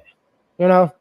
And I got us going 28-14. And I'm kind of not feeling all these team scores for the Bears late in the season when our QB room is preaching 30-point games. I mean, it's a buzzsaw late. Like I just said, 3 games in 10 days. That's a struggle. I'm gonna go and then I'm gonna say that is a L. Like Ricky said, trap game. Seahawks 17-13. I'm gonna give us an L there. It's just an unfortunate situation. That's the last game of that 3 games in 10 days stretch. So I'm gonna give us an L there. Al, you want to just give us your Seahawks prediction? You said we ain't losing no more. So We're winning out. We're beating the Seahawks and we're beating Green Bay the last game. Okay, what's your score for the Seahawks? Seahawks, former St. Waldron team, going against his quarterback that he made into a pro, and he trying to, like I say, trying to vouch for a head coaching job potentially. I just think that the emotions in that game going to be so high that the Bears going to beat them. It's going to be a low-scoring game. I think it's going to be around a 17-14 type of game. All right, and then last but not least, Green Bay Week 18. This game can be very important for us. What? Who you want to talk to, Mark? You the run the show. You run the show. He's shaking his head now. I see him shaking his head. I want to get on him, but and I know because as a Bears fan, I know it's taboo. And Mark just said he said it's gonna be a poor game, but in Westworld, the only importance of the game for me is to beat Green Bay. I think we're actually going to lose in Lambeau, but we already won a division in my book. I think Green Bay is going to be fighting for a playoff spot because Detroit is going to take probably one of those wild cards. And even if we lose to them, and I know it's taboo to say, even if we lose to Green Bay because we want to beat Green Bay, but I want to say, I stated early on this summer that we should not be hanging our hats on just beating Green Bay twice a year. Even though I want to beat Green Bay, don't get me wrong. I think Green Bay will win, and they still lose, and they still miss the playoffs because some NFC other division team is going to take their slot, and they're going to be at home and watching us, get that that first week bye because we're going to already done locked up the division. And they gonna be worried, and it's like, whatever, Let Bajan go out there and beat them. Well, I guess that leave me. I'm gonna go. My score. We losing 31-24. Look, if there's stakes on this game, if at the way these records looking right now, I don't think this game gonna be important to the Bears. So I'm gonna say loss. I think we come here and we comfortable with our record. We gonna sit some starters. We're not gonna play them. I think we lose this game. I don't think it's gonna matter too much. And then we go into the playoffs. So that's how I think we wrap our season up. Yep. And we gonna wrap up this show. Look, appreciate y'all tuning in to the Black Bear Podcast. Got my host in the building with me. Wait, first of all, I'm your host, Mark Robb, and I got my co-host with me, Al, to the right of me, and my guy, Chef West, to the bottom of the map. He been cooking all night. He started 7-course meals. I kind of figured you was gonna be on one today when you sent some shots my way early. No, I just need clarification. Just clarification. He on one.